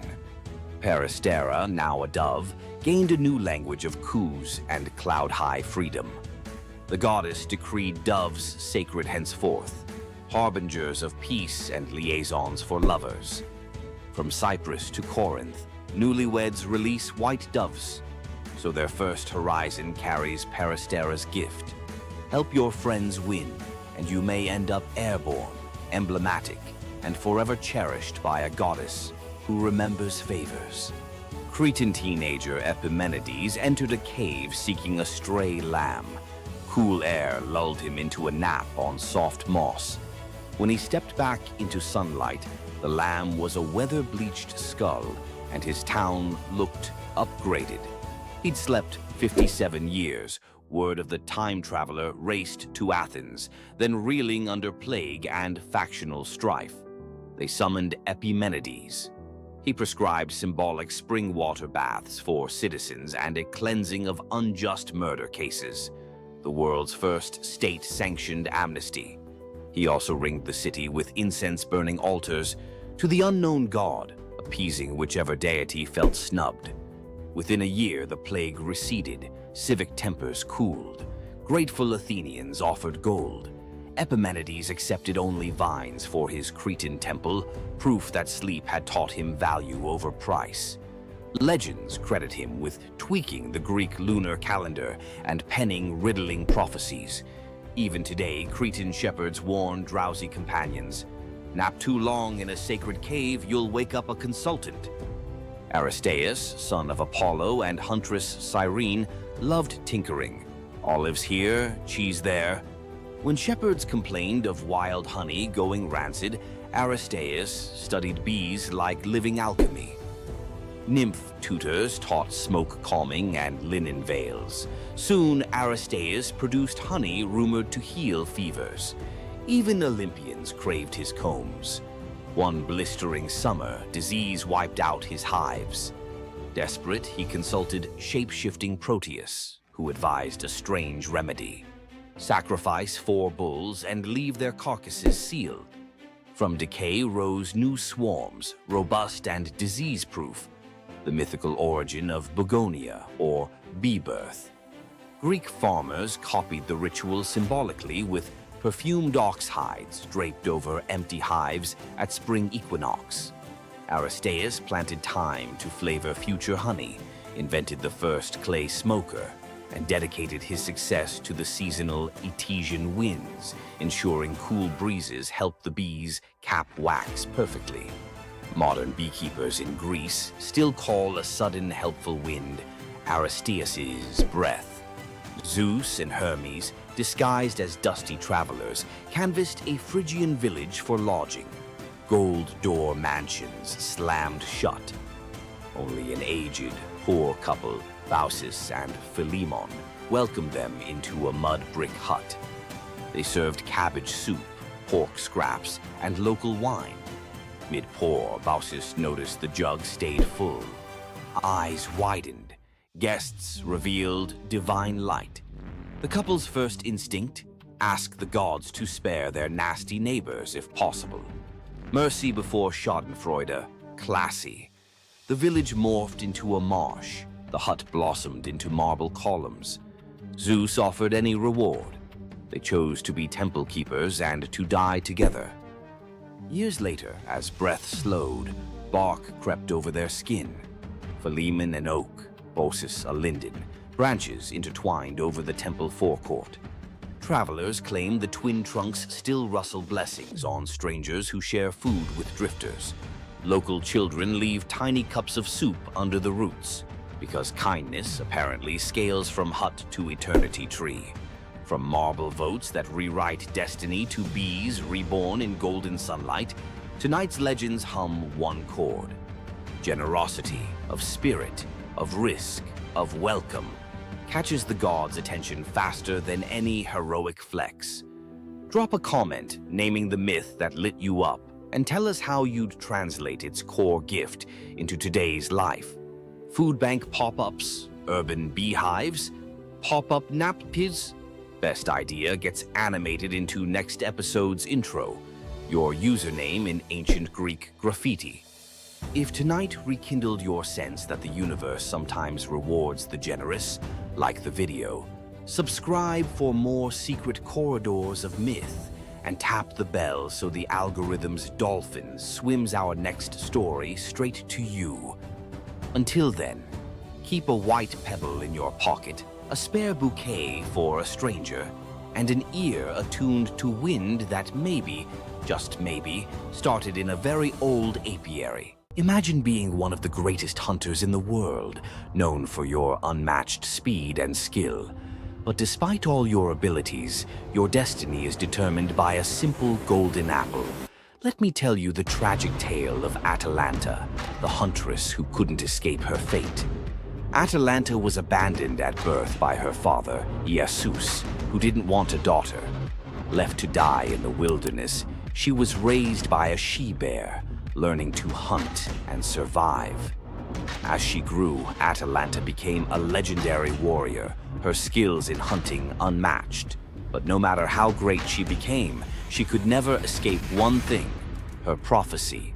A prophecy foretold that Atalanta would only marry a man who could outrun her in a race. As the years went by, many suitors came, eager to win her hand. But Atalanta, fiercely independent, defeated them all. Her speed was unbeatable, and no man could match her skill. Then came Meleager, a brave hero who had heard of Atalanta's strength and beauty. Unlike the others, he didn't boast about his abilities. Instead, he came prepared with a plan. Meleager, knowing Atalanta's curse, asked the goddess Aphrodite for help.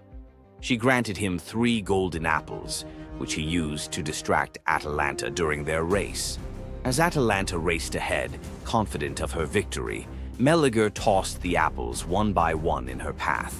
The golden apples were so beautiful, they distracted Atalanta just enough to slow her down. In the end, Meleager won the race, and Atalanta was forced to marry him, despite her reluctance to give up her independence. But the story doesn't end in happiness. Atalanta and Meleager's marriage was plagued with regret. Atalanta, still driven by her need for freedom, felt trapped by the very love she couldn't escape. And in the end, Meleager, whose destiny was also marked by the gods, tragically died before she could ever truly be free. Atalanta's story is a tale of love, fate, and the clash between personal destiny and desire.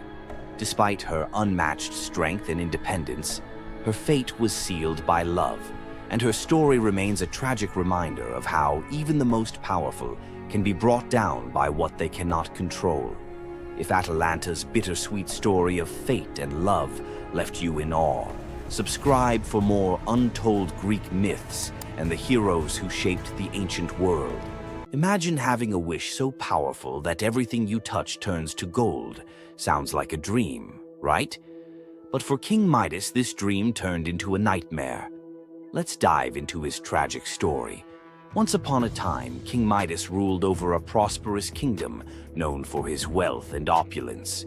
But Midas wasn't just content with riches. He wanted more. He wished for the ability to turn anything he touched into gold. One day, the god Dionysus appeared before him and, impressed by Midas's devotion, granted him the wish.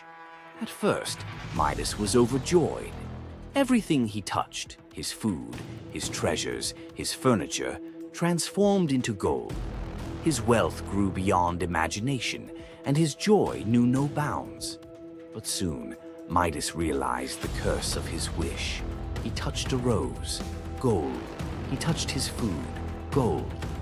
Desperate for a meal, he tried to drink water, gold. In horror, Midas realized that even his daughter, whom he loved dearly, turned into a lifeless golden statue when he touched her. Furious with the consequences of his greed, Midas begged Dionysus for mercy. The god, seeing the king's suffering, told him to wash in the river Pactolus. And in that moment, Midas's golden touch was taken away. The river's waters, now imbued with Midas's curse, carried gold downstream, forever tainting the land. King Midas's story is a reminder that greed often blinds us to the consequences of our desires. His once prized gift became his greatest curse, teaching us that not all treasures are worth the price. If King Midas's tale of power and greed left you thinking, make sure to subscribe for more epic Greek myths and their timeless lessons. Stay tuned for more stories of fate, love, and the gods' wrath. Loki's punishment was brutal. Bound deep within a cavern, his body lashed to 3 jagged rocks with the entrails of his own son. Above him, a serpent hung poised, venom dripping relentlessly onto his exposed skin. This scene, drawn from the poetic Edda and the prose Edda, became a symbol of both divine vengeance and suffering that echoed through Norse legend.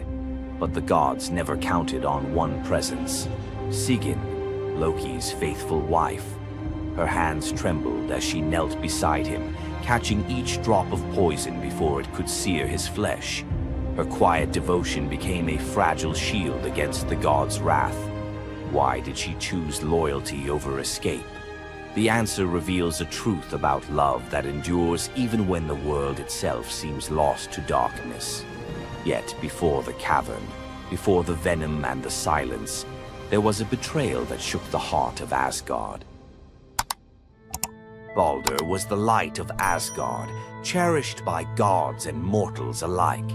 His laughter filled the halls, a warmth that even the golden apples of Idun could not rival. When ominous dreams began to trouble him, his mother Frigg, desperate to protect her son, secured oaths from every creature and object in existence never to harm him. All, that is, except the mistletoe, too slight, too innocent to warrant suspicion. Loki saw opportunity in what others dismissed. He fashioned a dart from that fragile branch and sought out Hoder, Balder's blind brother. "Here," Loki murmured, placing the weapon in Hoder's uncertain grasp, "let me guide your hand." The dart struck its mark. In an instant, Balder's light was snuffed out, his presence gone from the world. The gods stood in stunned silence, their joy shattered. Loki lingered in the shadows, the faintest smile on his lips, before slipping away unseen. The prose Edda tells us the pyre burned for 9 nights. Balder's wife, Nanna, overcome with grief, cast herself onto the flames, her spirit entwined with his. The gods heaped treasures upon the funeral bier, Odin's ring Draupnir, Balder's own ship Hringhorni, to honor him, but no offering could fill the void left behind. The air grew heavy with suspicion. As the smoke twisted skyward, word spread of an old woman whispering to Hoder in the moments before the fatal blow. When Thor forced the truth from a trembling servant, silence fell like a shroud. Loki's name was not spoken, but its weight pressed upon every heart. The gods had tolerated his mischief, his clever lies, even the theft of Sif's hair. But this was different. The poetic Edda names him plainly: Loki, the guileful who brought it about, from which all misfortune came. Odin convened the gods to pass judgment. No mead flowed, no boasts rang out. The Allfather's single eye burned cold as he named Loki Oathbreaker and Kinslayer. Weapons gleamed in restless hands. Even gentle Friar's fingers tightened around his sword. Loki understood the god's fury. He fled Asgard, his mind racing with schemes. As told in the prose Edda, he built a lodge in the mountains, doors on every side, always watching for his pursuers. Still, he could not outrun their vengeance. Odin's gaze found him, even in hiding. When the gods arrived, Loki tried to slip away, transforming into a salmon to evade capture in the river's swift current. But Thor's grip proved stronger than fate. Dragged back through the gates he once helped raise, Loki passed faces twisted with anger and betrayal. The gods' judgment was swift. The path ahead led not to mercy, but to a place where pain and silence waited in the damp and the dark.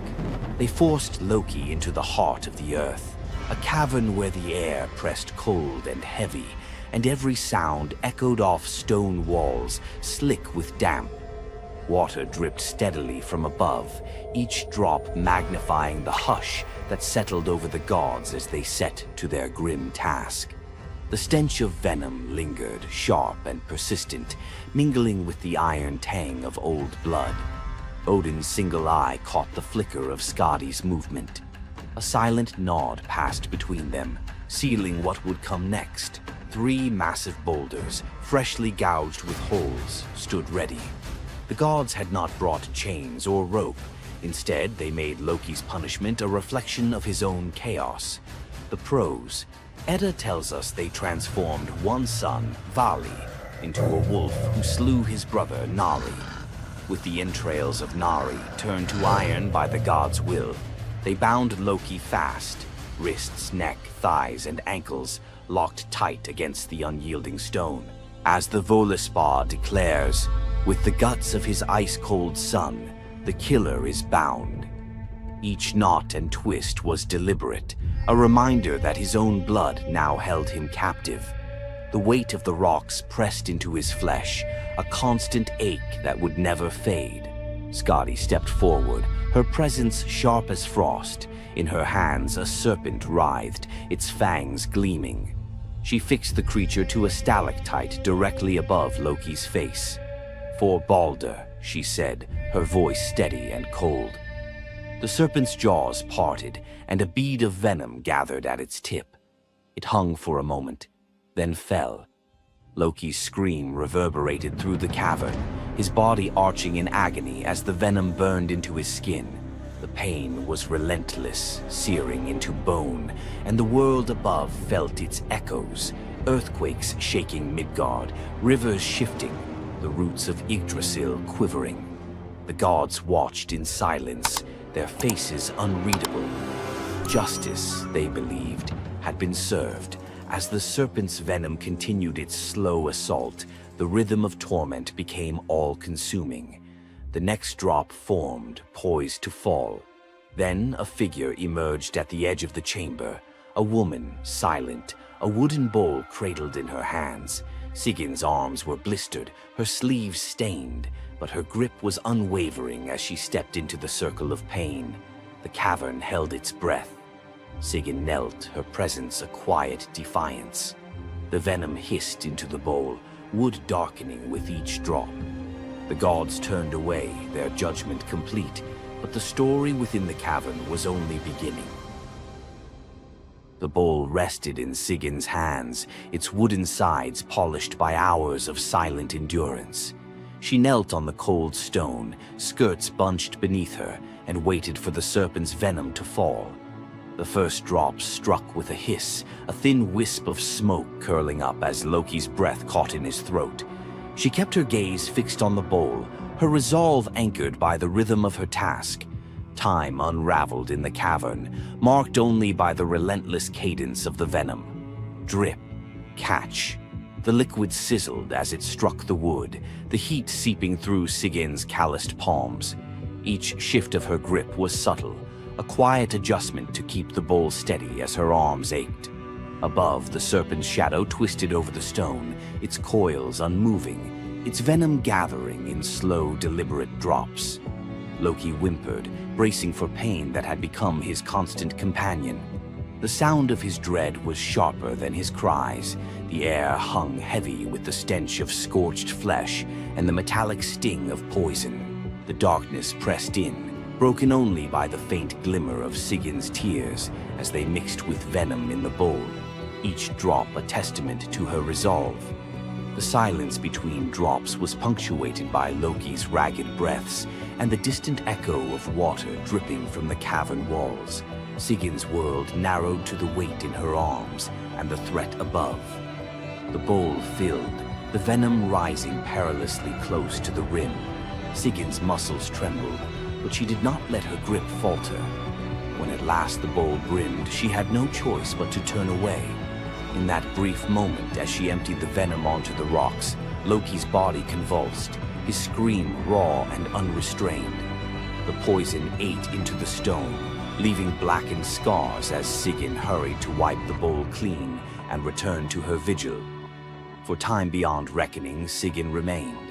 The myth offers no window into her thoughts, only the image of her kneeling, unwavering as Loki's mind splintered under the weight of his agony. Was she remembering laughter in sunlit halls, or simply unable to imagine leaving him alone in the dark?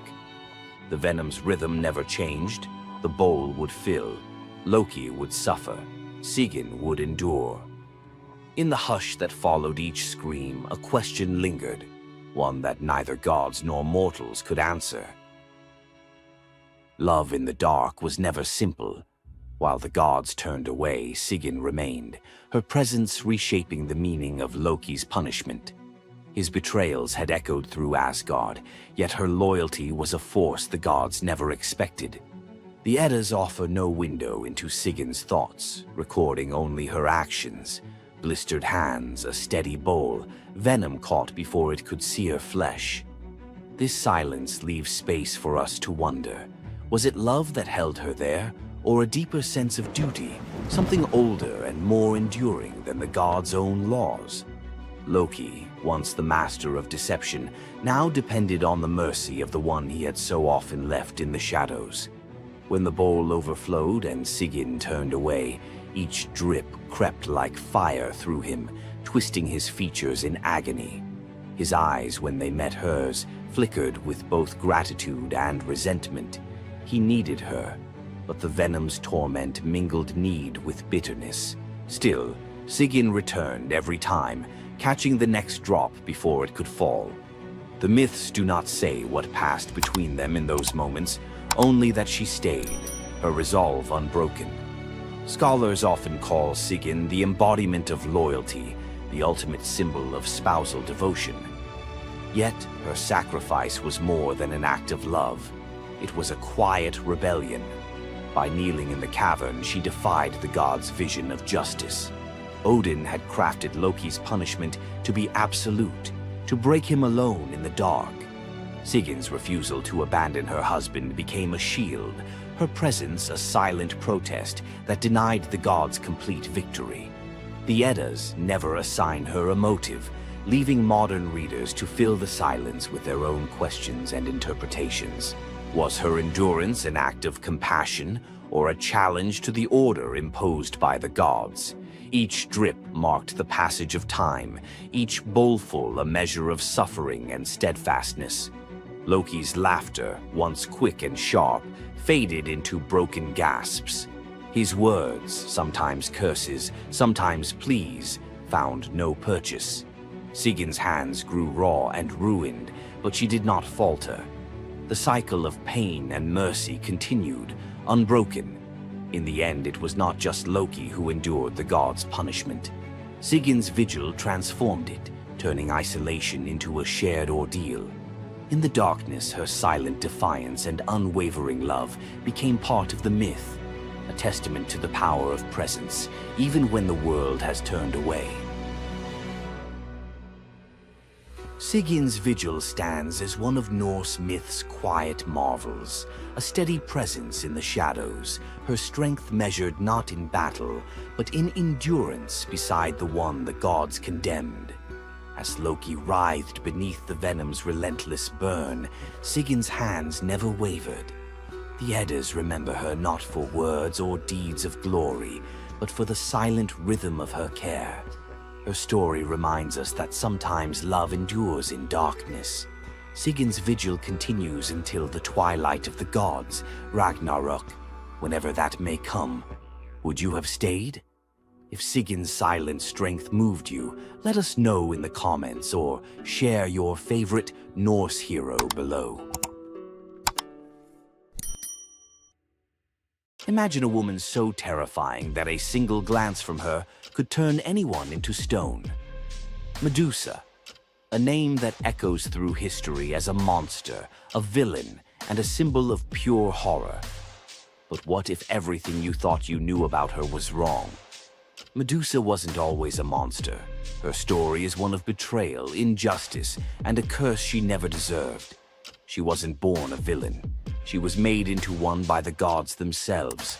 But even as a victim, she found a way to turn her tragedy into power. Today, we'll unravel the myth of Medusa and discover the deeper truth behind her story. From her tragic origins to her transformation into a feared Gorgon, to her epic confrontation with Perseus. This is the tale of Medusa like you've never heard it before. Long before the snakes, before the curse, Medusa was a mortal woman of extraordinary beauty. She wasn't born a monster. She was born human, the daughter of the sea gods, Phorcys and Ceto. While her sisters, Stheno and Euryale, were immortal Gorgons, Medusa stood apart as the only mortal among them. But it wasn't her mortality that set her apart. It was her beauty. Medusa's golden hair, radiant complexion, and striking eyes captured the attention of everyone, even the gods. She served as a priestess in the temple of Athena, goddess of wisdom and war, vowing to remain pure and devoted to the goddess. This is where her life took a tragic turn. According to the myth, Poseidon, the god of the sea, became infatuated with Medusa. Overcome by desire, he pursued her relentlessly, and one fateful day he cornered her in Athena's temple. Medusa, defenseless, could not escape his wrath. But instead of protecting her, Athena turned her fury against Medusa. The goddess, enraged by the desecration of her temple, cursed Medusa for what had happened, punishing the victim instead of the perpetrator. Athena's curse transformed Medusa into a gorgon, a being so hideous that no one could bear to look at her. Her golden hair turned into a nest of venomous snakes, and her eyes became so powerful that a single glance could turn living creatures to stone. This moment defined Medusa's new existence. Once revered for her beauty, she was now feared and hunted as a monster. But beneath the horror of her transformation lay a deeper question. Was Medusa truly cursed, or had she been given a weapon to defend herself in a world that had betrayed her? Medusa fled from civilization, retreating to a remote island where she lived in solitude. Here she came to terms with her new form and the terror it inspired.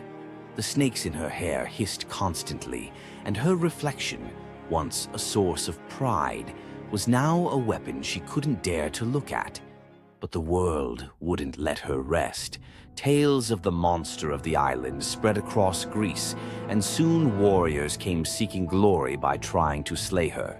None succeeded. Each challenger who entered her domain fell victim to her petrifying gaze, their bodies forever frozen in stone. Medusa's life became one of survival, fending off those who sought to destroy her while grappling with the isolation of her curse. She was trapped in a cycle of violence she didn't choose, but couldn't escape. As the years passed, Medusa's story became twisted.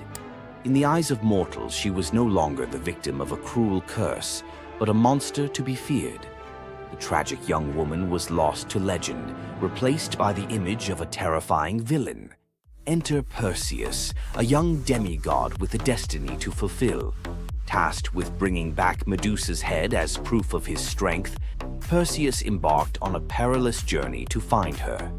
But unlike the warriors before him, Perseus wasn't relying solely on his skill. He had the favor of the gods. Athena and Hermes provided Perseus with gifts to help him on his quest. Winged sandals to fly, a reflective shield to avoid Medusa's gaze, and a sword sharp enough to cut through anything. Most importantly, he was given a magical bag to safely carry her severed head. Perseus's journey to Medusa's lair was filled with danger, but none compared to the final challenge, facing the Gorgon herself. When Perseus arrived, Medusa was sleeping. For the first time in years, she looked peaceful, an almost human reminder of who she once was. But Perseus couldn't afford to hesitate. Using the reflective shield as a mirror, he avoided her petrifying gaze and struck with precision, severing her head in one swift motion. The blood that spilled from Medusa's neck gave birth to two incredible beings, Pegasus, the winged horse, and Chryser, a golden giant. Even in death, Medusa's body produced miracles, a testament to the power she had carried within her. Perseus carried Medusa's severed head back to Greece, where it became both a trophy and a weapon. Her gaze retained its power, turning enemies into stone, and Perseus used it to defeat his foes and protect his people. But Medusa's story didn't end with her death. Over time, her image transformed from that of a monster to a symbol of strength and defiance. Women, especially, began to reclaim her story, seeing her as a figure who resisted the gods and survived unimaginable betrayal. Today, Medusa is more than a mythological figure. She's an icon. Her face appears in art, literature, and even modern movements that challenge systems of power and oppression. But the question remains, was Medusa truly a monster, or was she a victim of a world that feared her power? Medusa's story is a reminder that myths are more than just tales of gods and heroes. They're reflections of human nature, of the injustices and triumphs we still see today. So, what do you think? Was Medusa a villain, or was she a misunderstood symbol of resilience? Leave your thoughts in the comments. Give this video a like if you found her story as fascinating as we did. And don't forget to subscribe to the channel for more deep dives into the myths and legends that continue to shape our world. Until next time, keep questioning, keep exploring, and keep looking beyond the surface. What would you do if you gave up everything for love, only to be betrayed by the one you trusted most? In the Greek myth of Medea, love led to ultimate revenge, and the consequences were deadly. Let's dive into this tragic tale. Medea, a sorceress of immense power, fell in love with Jason, the leader of the Argonauts, when he came to her homeland seeking help. Medea, who was deeply in love with him, used her magic to aid him in his quest for the Golden Fleece. She betrayed her own family, murdered her brother, and helped Jason achieve his goal, all out of love for him. Once Jason had the fleece, Medea fled with him to Greece, where they started a life together. But as time went on, Jason's love for Medea faded. He decided to marry Glauce, the daughter of Creon, the king of Corinth, in an effort to secure a more powerful position. Medea, heartbroken and furious at the betrayal, decided to exact her revenge. She used her powers to craft a poison so deadly that it would burn Glauce alive when she put on a beautiful dress that Medea had sent her as a gift. But Medea didn't stop there. In her grief and rage, she murdered her own children, Jason's children, to ensure he would suffer the most for his betrayal. The pain of losing everything she loved was unbearable, and Medea, having left nothing behind but destruction, fled to Athens, leaving Jason to wallow in his sorrow and regret.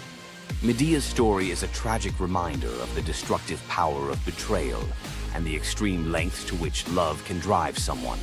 Sometimes love is not only blind, but it can also lead to devastation and vengeance.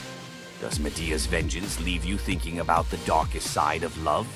Subscribe for more ancient Greek myths filled with twists, power, and passion. What makes Zeus, the mighty king of the Greek gods, one of the most fascinating figures in mythology? Is it his unparalleled power over the skies, his cunning strategies, or the sheer drama of his endless affairs? While his tales are legendary, there's one story that stands out: the epic battle that earned Zeus his throne, the Titanomachy. This isn't just a story of a god's rise to power, it's a tale of rebellion, alliances, betrayal, and the ultimate struggle between two generations of divine beings. Stay with us as we dive into the myth of the Titanomachy, Zeus's role in overthrowing the Titans, and the secrets that shaped his reign. Before Zeus became the king of the gods, his father, Cronus, ruled the cosmos. Cronus was the youngest of the Titans, a race of primordial deities born of Uranus, the sky, and Gaia, the earth. The Titans were immensely powerful, but also deeply flawed. Cronus had gained power by overthrowing his own father, Uranus, in a brutal act of betrayal. But just as Cronus had betrayed his father, a prophecy loomed over him, warning that one of his own children would overthrow him. To prevent this, Cronus took a horrifying precaution. He swallowed each of his children as they were born, imprisoning them in his stomach for eternity. But Gaia, the ever-watchful mother of the gods, wasn't about to let this happen again. When Rhea, Cronus's wife, gave birth to Zeus, Gaia devised a plan. Rhea tricked Cronus by handing him a stone wrapped in swaddling clothes, which he swallowed, believing it was his newborn son. Meanwhile, Zeus was spirited away to a hidden cave on the island of Crete, where he was raised in secret. Zeus grew up under the care of nymphs and a goat named Amalthea, who nourished him with her milk. As he matured, Zeus learned of his father's tyranny and vowed to free his siblings and challenge Cronus's rule. Zeus couldn't take on Cronus and the Titans alone. He needed allies. His first move was to rescue his siblings trapped inside Cronus. With the help of the goddess Metis, Zeus tricked Cronus into drinking a potion that caused him to vomit up his children, Hestia, Demeter, Hera, Hades, and Poseidon, fully grown and ready for battle. Now united, the 6 Olympian siblings declared war on Cronus and the Titans. But the Titans were powerful, and the war, known as the Titanomachy, would rage for 10 years with no clear victor. Realizing they needed an advantage, Zeus turned to the most unlikely of allies, the Hecatonchires and the Cyclopes. These were monstrous children of Gaia and Uranus, imprisoned in Tartarus by Cronus out of fear of their immense power. The Hecatonchires had 100 hands and unparalleled strength, while the Cyclopes were master craftsmen. Zeus descended into Tartarus, defeated its terrifying guardians, and freed these imprisoned beings. In gratitude, the Cyclopes forged weapons for Zeus and his brothers. Zeus received the thunderbolt, Poseidon the trident, and Hades a helmet of invisibility. With these tools and the raw power of the Hecatonchires, the Olympians finally had the upper hand. The final clash of the Titanomachy was a cosmic spectacle. The Titans, led by Cronus, unleashed their full fury, shaking the very foundations of the universe. Mountains crumbled, seas boiled, and the skies erupted in chaos. But Zeus and his allies were relentless. Zeus hurled his thunderbolts with unerring precision, scorching the battlefield and scattering the Titans' ranks. Poseidon unleashed massive earthquakes, and Hades used his helmet of invisibility to sow confusion among their enemies. The Hecatonchires proved invaluable, hurling massive boulders with their 100 hands, overwhelming the Titans. One by one, the Titans fell, their immense power no match for the combined might of the Olympians and their allies. Cronus was the last to fall. Zeus struck him down with a thunderbolt so powerful that it split the skies. With Cronus's defeat, the Titanomachy was over. With the Titans defeated, Zeus and his siblings faced a choice: what to do with their vanquished foes. In a move both strategic and ruthless, Zeus imprisoned the Titans in Tartarus, deep within the underworld, where they would remain for eternity under the watchful eye of the Hecatonchires. Zeus then divided the cosmos with his brothers. He claimed the skies as his domain, Poseidon took the seas, and Hades ruled the underworld. Together, they established the rule of the Olympians, with Zeus as their undisputed king. But the Titanomachy left scars. Gaia, enraged by the imprisonment of her Titan children, gave birth to new monstrous beings to challenge Zeus's reign. Among them was Typhon, a creature so fearsome that even the gods trembled before him. Typhon's battle with Zeus is another story for another day, but it serves as a reminder that power in the ancient world was never secure. Zeus's rise to power marked the beginning of a new era, but his reign was anything but peaceful. While he was the king of the gods, his rule was marked by constant challenges, from rebellious mortals to jealous deities and his own unquenchable desire for love and control. Zeus was both a protector and a tyrant, a figure who inspired awe and fear. His thunderbolts were a symbol of justice, but they were also a tool of destruction. He fathered countless children, both mortal and divine, and his many affairs often sparked conflict among the gods. Yet, despite his flaws, Zeus's rule brought stability to a chaotic world. Under his reign, the gods established order, overseeing the realms of humans and maintaining the delicate balance between earth, sea, and sky. The myth of Zeus and the Titanomachy isn't just a tale of war. It's a story about the cycles of power and rebellion. Just as Zeus overthrew Cronus, who had overthrown Uranus, Greek myths suggest that even the mightiest rulers are vulnerable to the forces of change. Zeus's story reminds us that leadership comes with its own set of challenges. It's not just about gaining power, it's about maintaining it, often at great cost. Zeus's rise to power is one of the most thrilling tales in mythology, filled with battles, alliances, and sacrifices. But what do you think? Was Zeus a just ruler, or was he simply another tyrant destined to fall like the Titans before him? Let us know your thoughts in the comments below. Don't forget to like this video if you enjoyed this dive into Greek mythology, share it with fellow myth lovers, and subscribe to our channel for more epic tales from the ancient world. Until next time, remember, the gods may rule from above, but their stories remind us of the struggles we all face below. Tonight you'll meet the nymph whose beauty made Hades plant a forest in her image, a lover who weaponized an apple to hack a goddess's marriage laws, a king who may have raised the dragon that ate his island, a prophet who lived 7 years as each sex and paid with his eyes, and a royal couple whose wrecked ship still calms the winter seas. 5 deep-cut myths, none repeated from previous episodes. Stick around. The last scene explains why every item you just saw is really the same warning. Luce, daughter of Oceanus, shimmered like morning on still water. Hades saw her bathing on the Styx's shore and felt the ache of something that might have been love, if gods knew limits.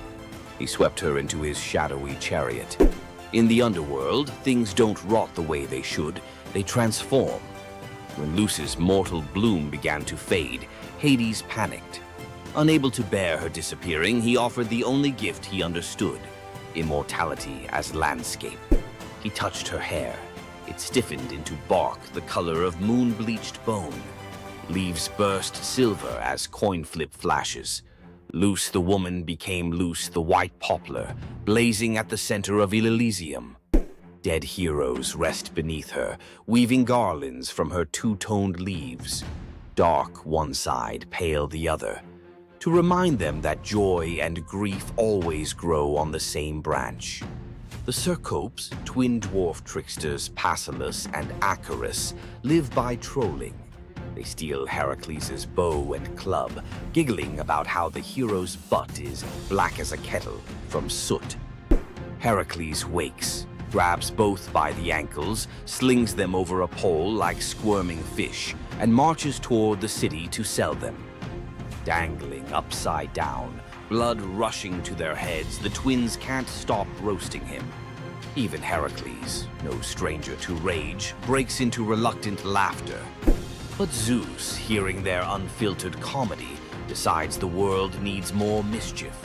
He transforms them into the first monkeys, bodies still small, faces still grinning, forever swinging by what once bound them, their own tails. Sailors claim the Cercopes occasionally regain speech during eclipses, whispering new insults at any heroic statue within earshot. King Lycurgus hated surprises. When the brand new god Dionysus marched through Thrace with drums, wine, and ecstatic maenads, Lycurgus saw a security threat. He banned viticulture, arrested Bacchic followers, even ordered his soldiers to whip the vines until they confessed their treason. Dionysus escaped into sea foam, but vengeance fermented quietly. First, the king's barley crops twisted into miniature grape clusters. Then, every cup in the palace turned to wine, no matter what was poured. Finally, Lycurgus woke screaming. Vines were sprouting from his own feet, snaking up his calves, pinning him to the palace floor. He hacked at them only to realize he was slicing his own flesh. The vines were his veins. Driven mad, he swung an axe at what he thought were tendrils on an oak and beheaded his heir.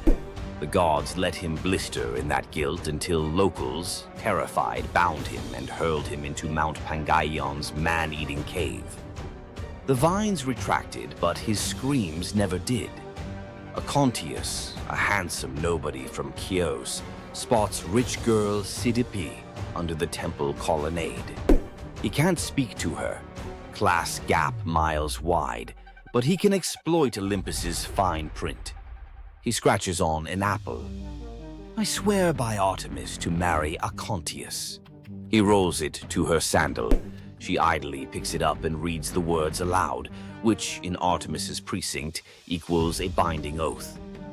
Sidipe leaves, confused, but every time her father arranges a proper fiancé, she collapses with fever, so savage priests fear plague. The oracle digs through the divine TOS and finds the hitch. She's already sworn. When Sidipe finally weds Acontius, the fevers vanish. Artemis shows up, not angry but amused, honoring the couple with everlasting fidelity in exchange for the clever tribute. Moral: speak casually under a goddess's roof and the contract is in ink you can't see. Long before the Trojan War, the island had no king, only scattered fishermen and goats. Then a stranger arrived, Cycreus, towering, scarred, carrying a bronze spear notched with unknown runes. He spoke little, ate alone, but worked miracles. He dug cisterns where springs burst overnight, charmed a wild stallion into kneeling, and once, locals swear, stood barefoot in a ring of fire to prove courage to the storm god. By year's end, the islanders begged him to rule. They didn't know he walked with a secret. He dreamt every night of fire-scaled dragons devouring his childhood village, and woke with soot under his nails though no hearth burned nearby. Months after his coronation, goats began disappearing. Nets came up shredded as if bitten by iron teeth. One dusk, a shepherd stumbled into the agora, eyes wide, clutching a bronze scale the size of a dinner plate, edges smoking. He'd found it at the mouth of a cave where the mount met the sea. Cycreus said nothing, only studied the scale under torchlight. It matched the color of the runes on his sleeve. That night, villagers saw their king ride alone toward the cave. From cliffs, they watched the torchlight vanish into the maw. Minutes stretched into hours. Then, roaring deep enough to quake wine jars on kitchen shelves, flame burst from the cave mouth. Shadows of two giants, one man, one serpent, wrestled on the cave wall like monstrous puppet theater. At dawn, silence. Cycreus emerged, armor warped, spearhead glowing red. Behind him dragged the colossal corpse of a sea dragon, neck twisted, fangs snapped, eyes like boiled copper. The island erupted in praise. They crowned him with laurel and called him Draken Soter, Dragon Savior. Yet some noticed his smile was hollow, as if slaying the beast had lanced a boil he secretly cherished. After the triumph feast, Cycreus changed. He paced battlements at midnight, muttering in a guttural tongue. His bathwater steamed black. Servants insisted the steam coiled like a serpent before dissolving. One harvest festival, a child accidentally spilled wine on his boots. Cycreus roared, eyes flashing ember orange, and the boy swore he saw scales ripple under the king's skin. Rumors spread. Had the battle fused man and monster? Or darker, had Cycreus never slain the dragon at all? Had he absorbed it? When storms flattened olive groves and fishermen found their nets burnt as though by underwater fire, the islanders panicked. They begged Eurystheus of Athens to intervene. The hero sailed with 50 hoplites, each carrying asbestos-soaked nets and mirrored shields to confuse reptilian eyes. But at the gate they met not a beast, only their king, bare-chested, spear discarded, arms raised. Cycreus confessed. The dragon's fury had leaked into him. He'd battled it outside and now battled it within, losing ground each night. "Bind me or burn me," he said. Eurystheus chose mercy darker than execution, exile. He ferried Cycreus to Eleusis, gift-wrapping the cursed king for the goddess Demeter, whose own grief could understand corrupted power. Demeter accepted, appointing Cycreus as guardian of her holy processions, his inner fire now repurposed to ward off all lesser threats. As Cycreus's ship slipped away, islanders swore the shoreline hissed, not from waves, but from a dragon's whisper receding with its unwilling host. Salamis kept the dragon's bronze scales nailed above city gates for centuries, tarnished mirrors reminding every leader, "Conquer your monsters, yes, but never wear their skins." Power taken from terror carries terror's seed. When rage becomes crown, abdication may be salvation. Young hunter Tiresias strikes the snakes with his staff. Hera curses him into a woman for 7 years. He marries, bears children, learns the loom songs of grief men never hear. 7 winters later, he meets the serpents again, carefully steps over them, spell breaks. He's male once more. Later, Zeus and Hera bicker. Who enjoys love more, man or woman? They drag Tiresias in as data point. He sides with Zeus. Women feel 9 times the pleasure. Hera, furious, blinds him. Zeus, guilt-struck, gifts prophecy and a lifespan of 7 generations. Thus, the greatest seer of Thebes walks the tightrope of fate without eyesight, yet clearer vision than any living soul. It's said he chuckled on his deathbed. Blind, I've seen 2 worlds, inside and out. King Ceyx sails to consult an oracle. Wife Alcyone prays he waits for calmer weather. He doesn't. Zeus, annoyed that Ceyx invoked him too often in casual oaths, hurls a thunderstorm that swallows the ship. Ceyx's spirit, soaked and shivering, begs Iris to carry a goodbye. Sleep god Morpheus impersonates Ceyx's drowned corpse in Alcyone's dream. She wakes screaming, runs to the surf. There's the real body, ghost pale in foam. In raw despair, she leaps after him. The gods, pierced by this double plunge, morph the lovers mid-air into halcyon birds, kingfishers with royal blue backs. To let their floating nest survive, Zeus stills the winter seas for 14 days every January. Sailors call it the halcyon days, when storms bank their rage and even grief takes a coffee break. Which transformation slapped hardest? Tree, oath, dragon, gender shift, or bird? Hit the comments. Smash like. If you'll think twice before reading random fruit out loud, subscribe for next week's plunge into the 3 mortals who blackmailed the fates. And ring that bell. Unlike Zeus's thunder, it won't roast you for imposter syndrome. See you in the halcyon calm. Athena, the goddess of wisdom, war, and strategy, was one of the most powerful deities in Greek mythology.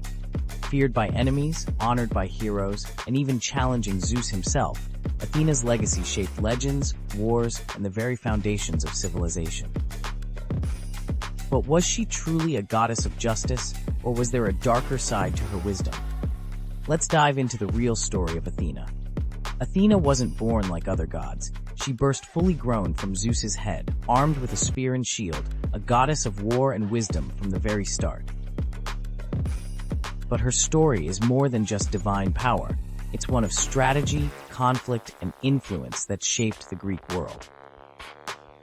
The protector of heroes, Athena wasn't just a warrior. She was a tactician, a guide, and the ultimate ally to heroes. She helped Odysseus outwit the gods, gave Perseus the shield to defeat Medusa, and was the unseen force behind many Greek victories. The battle for Athens, Athena and Poseidon competed for control of the greatest city in Greece. Poseidon offered a mighty ocean, but Athena gave the olive tree, a symbol of wisdom and prosperity. The people chose her gift, and Athens was named in her honor. The merciless judge? Athena may have been wise, but was she just? When Medusa was assaulted in her temple, Athena didn't punish Poseidon, she punished Medusa, turning her into a monster. Later, she created the first court of law, showing her power wasn't just in battle, it was in justice, law, and politics. Wisdom and war, always balanced. Unlike Ares, the god of chaos and bloodshed, Athena's warfare was tactical, calculated, and precise. She was the goddess of the battlefield, but also the goddess of philosophy, craftsmanship, and knowledge, a balance between violence and intelligence. Her lasting legacy, Athena's symbols, the owl, the shield, and the olive tree, still represent wisdom, strategy, and peace today. The Parthenon, her great temple, still stands, and her influence can be seen in modern philosophy, war strategy, and even democracy itself. Athena wasn't just a goddess of wisdom. She was a warrior, a ruler, and a force that shaped civilizations. But was she truly wise, or just the ultimate strategist who always got her way? Want more deep dives into legendary gods and goddesses? Subscribe now and uncover the myths and realities of ancient deities. Hey, myth explorers. Ready to wander off the beaten mythological path? You know Zeus's thunderbolts and Hercules' labors. Fine. But what about the day the bees turned their backs on their god? Or the huntress whose sons were cursed to become flesh-hungry bears? Or a girl so clever Athena loved her, then hated her enough to shrink her to an ant? And finally, an apple that quite literally broke a young man's heart. Keep watching. Each tale swerves from wonder to horror to bittersweet awe, and the last lines of every story connect like hidden threads. Miss even 30 seconds, and you'll lose the clue that ties them all together. When Zeus married Hera, Hermes carried gold-edged invites to every being, mortal, divine, animal. Chelone, a river nymph, accepted with a careless nod, but when the day came, she sniffed at the sky, poked the embers in her hearth, and sighed, "My little house is warmer than Olympus." Hours later, the wedding procession rolled past in thundercloud pomp. Hermes spotted Chelone's empty chair. Rage ignited in his silver sandals. He swooped down, seized the entire cottage, roof, pillars, walls, Chelone still clutching a teacup inside. One spell later, cottage and nymph fused into a single creature, shell on the back, head poked out, doomed to crawl forever carrying the home she wouldn't abandon, the first tortoise. Locals swear that on spring evenings, if you kneel by a brook and whisper, "Leaving soon?" any tortoise nearby will retreat into its shell, tiny echo of a goddess-scorned recluse. Long before "Save the Bees" was a slogan, there was Aristaeus, demigod shepherd, inventor of cheese, olive oil, and above all, beekeeping. People swore the hum of his hives kept sickness out of the valley. Then one midsummer dawn, every bee lay motionless, wings stiff as parchment. The air that once thrummed with life sat dead and silent. The villagers called it the funeral of the bees. Desperate, Aristaeus trekked through reeds to consult Proteus, the shape-shifting sea prophet. Proteus, half seal, half seer, spat seawater and hissed, "The nymphs of the meadows curse you for the part you played in Eurydice's death. Mourn in their tongue, blood, smoke, and remembrance. The penance? 4 pure bulls and 4 unblemished heifers sacrificed at a spring, their carcasses left to rot beneath the sun. An act so revolting only the gods could read its poetry." Aristaeus obeyed, mouth clamped against nausea. On the third sunrise, he returned. From one bull's ribcage poured a golden cloud, brand new bees born from death itself, swirling like incense into the sky. The message was brutal but clear.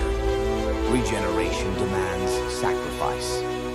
Aristaeus fell to his knees, honeyed tears streaking his cheeks as the swarm chose his outstretched arms as their first hive. King Midas wanted an army with one soldier, so Festus cast Talos, a walking fortress of molten copper now hardened into bronze. 3 times a day, Talos circled the island. Invaders saw a man-sized sunrise sprinting the shoreline, hurling stones the size of oxen. Yet, the gods built Talos with a single flaw, a plug at his ankle, sealing a vein that pulsed ichor, divine lifeblood. Cue Jason and the Argonauts, desperate to dock. The witch Medea stepped forward, eyes glinting like mercury. "Mighty Talos, you are metal, but do you feel pain?" She sang of mortality, of rust, of endless duty with no rest. The bronze giant, half mind, half mechanism, knelt suddenly aware. A breeze teased the nail loose. One crimson gold jet spurted. Talos staggered, knees carving trenches in sand, and crashed, an empty shell echoing like a temple bell. Crete was silent but for the hiss of ichor boiling away.